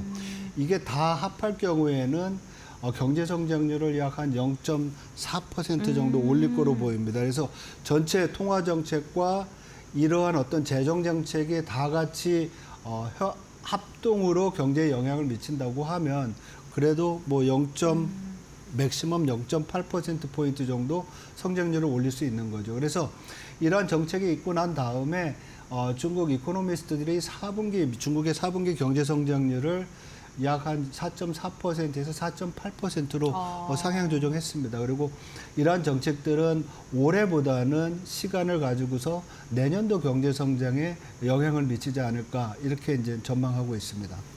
네, 그렇군요. 어쨌든 오늘도 주무부처가 경기 회복 패키지를 발표하면서 이제는 유동성 공급뿐만 아니라 재정 지원에도 박차를 가할 것으로 보이는데 그렇게 된다면 지금 중국이 목표하고 있는 5%의 성장 달성할 수 있을 것이라고 보십니까? 말씀드렸지만은 네. 이러한 정책들은 지금 이제 9월 달부터 시작이 되는 4분기부터 본격화되겠죠. 그래서 올해보다는 내년도 내년에. 영향을 미쳐서 지금 중국 올해 경제 성장률에 대한 전망치는 약 한 4.7% 정도 되고요. 네. 내년도 이러한 정책을 쓴다고 하더라도 추가적으로 얼마나 더 올라갈지 지금 이런 정책이 없을 때 한 4.4% 정도 네. 예상하고 있거든요. 네. 근데 아까 말씀드린 대로 이게 다 정책에 쓰인다고 하면 5% 정도는 달성할 수 있겠죠. 그렇지만은 지금 시장에서는 정부가 이러한 정책을 쓴다고 하더라도 그동안의 중국 정부의 정책이 굉장히 파편적이었고 국민들의 신뢰를 얻지 못했던 부분들이 있습니다. 그래서 이런 부분들이 극복되기 위해서는 일부에서는 2008년 금융위기 때 중국 정부가 4조 위안을 썼습니다. 이게 GDP의 12% 정도 됐었거든요. 엄청 많이 썼네요. 네. 근데 지금도 지금 중국 상황에서 맞춰봤을 때 네. 필요한 그 어떤 부양책의 규모 정도는 GDP의 10% 정도라고 생각을 해서 여태까지 했던 것보다는 더 큰 약 한 10조 위안 정도가 필요하다는 그러한 전문가들의 견해도 있습니다. 그래서 이러한 부분들은 지금의 정책들이 어쩌면 약간은 좀 약소한 것이 아니냐라는 어떤 뭐 간접적인 비판이라고도 얘기할 수 있을 것 같습니다. 지금보다 더 완화되는 정책을 펼쳐야지 중국 경기가 살아날 것이다라는 지금 제언들도 나오고 있다라고 언급을 해주셨고요. 오늘 중국 시장이 드디어 긴 휴장을 뒤로 하고 개장을 합니다. 오늘 10월의 첫 거래일 움직임 한번 어떻게 움직일지 박사님의 의견도 궁금하고요. 우리 시장이 중국의 의존도가 굉장히 크기 때문에 우리 시장의 4분기의 방향성, 중국이 개장하고 나서 어떻게 이어질지도 궁금한데 전망해 주시죠. 네, 휴가 이전에 그 MSCI 중국 지수가 약 한 34% 네. 올랐죠. 9월 11일이 저점이었는데 그때 대비 34% 올랐고 CSI 300 지수 같은 경우에는 약 한 26% 정도 네. 올랐어요. 근데 이러한 부분은 앞에서 말씀드렸던 이런 어떤 추가적인 경기 부양에 대한 기대가 있기 때문에 중국에서도 더 추가적으로 올라갈 수 있는 여지가 있는 것으로 보이고요. 네. 캐피탈 이코노믹스 같은 경우에는 현 수준에서 적어도 10% 정도의 추가 상승 여력은 있지 않겠느냐 이런 전망도 하고 있습니다. 그런데 이것보다 더 큰 어떤 상승 모멘텀을 갖기 위해서는 앞에서 말씀드렸던 되게 굉장히 과감한 그 부양책이 필요하지 않느냐. GDP의 10% 정도 되는 그런 것들이 필요하다고 보고요. 이러한 중국 증시의 어떤 상승 모멘텀은 뭐 아시아 시장에 벌써 전파가 됐고요. 네. 특히 중국 증시와 그 민감도가 높은 태국이나 네. 아니면 뭐 대만, 홍콩 이런 데는 많이 영향을 받았고요. 또 한국도 분명히 영향을 받을 것으로 보입니다. 특히 한국이 이제 중국에 대한 수출을 우리가 하고 있기 때문에 중국 네. 경제가 개선된다고 하면 우리 수출 기업들의 이익이 늘어날 수 있는 부분이 있어서 이런 부분들은 우리 시장에도 긍정적인 그런 요인이라고 볼 수가 있을 것 같습니다. 네, 그렇군요. 어쨌든 중국의 경기 회복이 점점 더 가시화되게 된다면 국내 수출 관련 기업들도 눈여겨볼 만할 것 같은데 국내 증시에서 중국 관련 섹터가 중국이 휴정하는 기간 동안 많이 움직였습니다. 그렇다면 중국 관련된 섹터 중에 좀 어떠한 섹터를 눈여겨보고 계시는지도 궁금해요.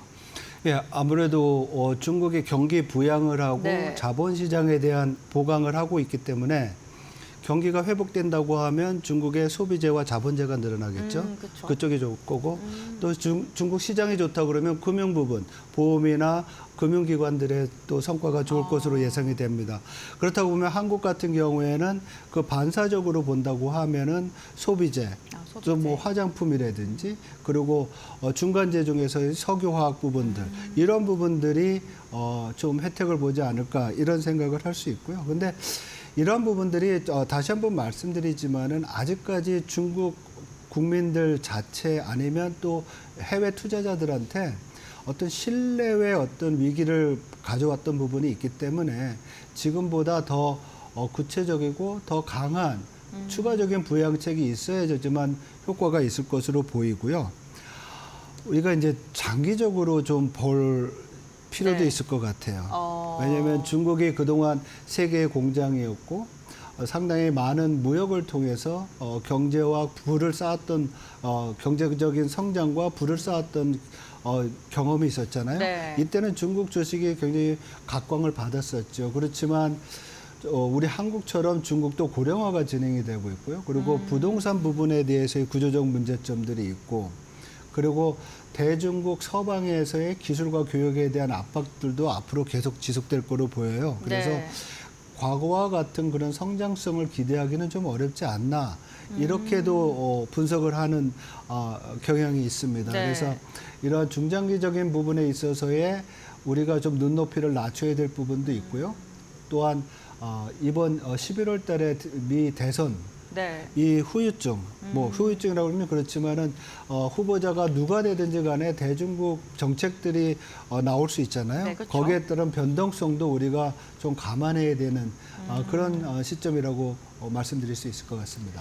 중국 고령화 이야기가 나오니까 궁금한 게요. 지금 신흥국 시장 중에 주목을 해볼 만하다라고 이야기 나오는 국가 중에 하나가 중국이 있고 인도가 있습니다. 또 인도는 평균 연령이 굉장히 낮지 않습니까? 저도 거기 가면은 좀 중년이라고 해야 될까요? 네, 그렇다 하더라고요. 그렇기 때문에 인도 시장을 투자하는 게 나을까, 중국 시장을 투자하는 게 나을까, 그와 관련된 국내 증시를 투자하는 게 나을까라는 고민을 하고 계실 투자분들 참 많으실 것 같은데 박사님은 어떻게 바라보고 계세요? 우리가 포트폴리오를 구성한다는 입장에서 보면 네. 선진국과 신흥시장국에 대한 배분이 필요할 수 있겠죠. 그런 부분에서 본다고 하면 인도 시장을 우리가 생각해 볼 수는 있을 것 같습니다. 네. 왜냐하면 최근에 굉장히 빠른 자본 유입, FDI가 들어가고 있고요. 그리고 여러 가지 정책들이 중국 시장에 대한 매력도를 높이고 있는 건 사실입니다. 네. 그렇지만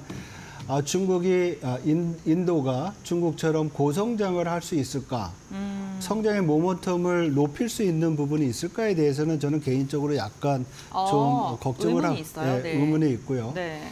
그렇다고 보면 그것보다는 안전하고 좀 혁신이 일어나는 선진국 경제에 대한 투자가 더 바람직하지 않나, 이런 생각을 하고 있습니다. 그 역시나 미국인가요? 네. 네. 지금 보면 네.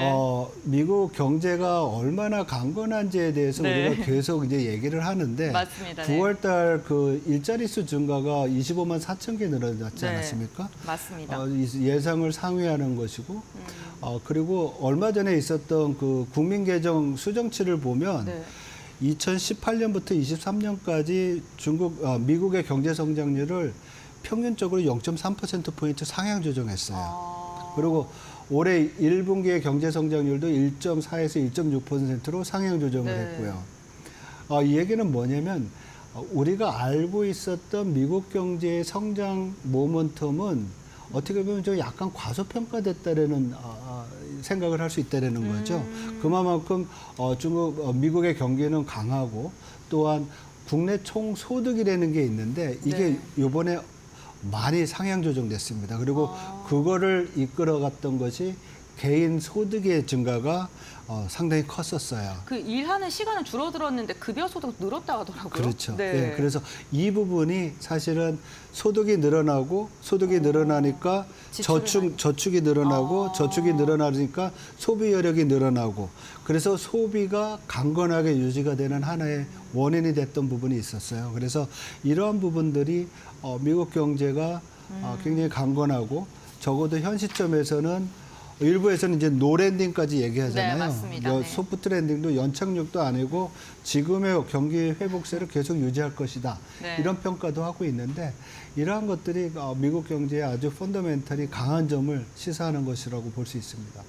네, 알겠습니다. 오늘은 KB국민은행 장재철 박사와 함께 중국의 경기 부양책 그리고 미국의 강건한 경제 성장률 그 사이에서 국내 증시는 또 어떻게 투자 전략을 세워야 되는지 이야기를 나눠봤습니다. 어쨌든 선진국 그리고 앞으로의 성장 가능성이 더 확실한 국가를 중심으로 해서 눈여겨보자라고 코멘트 달아주셨고요. 디테일한 삼성전자에 대한 투자 포인트나 이런 거 정리해 주셨으니까 투자 포인트 삼으시는데 참고해보시면 좋을 것 같습니다. 오늘 이야기 나눈 박사님과 여기서 마무리하겠습니다. 오늘 말씀 고맙습니다. 고맙습니다.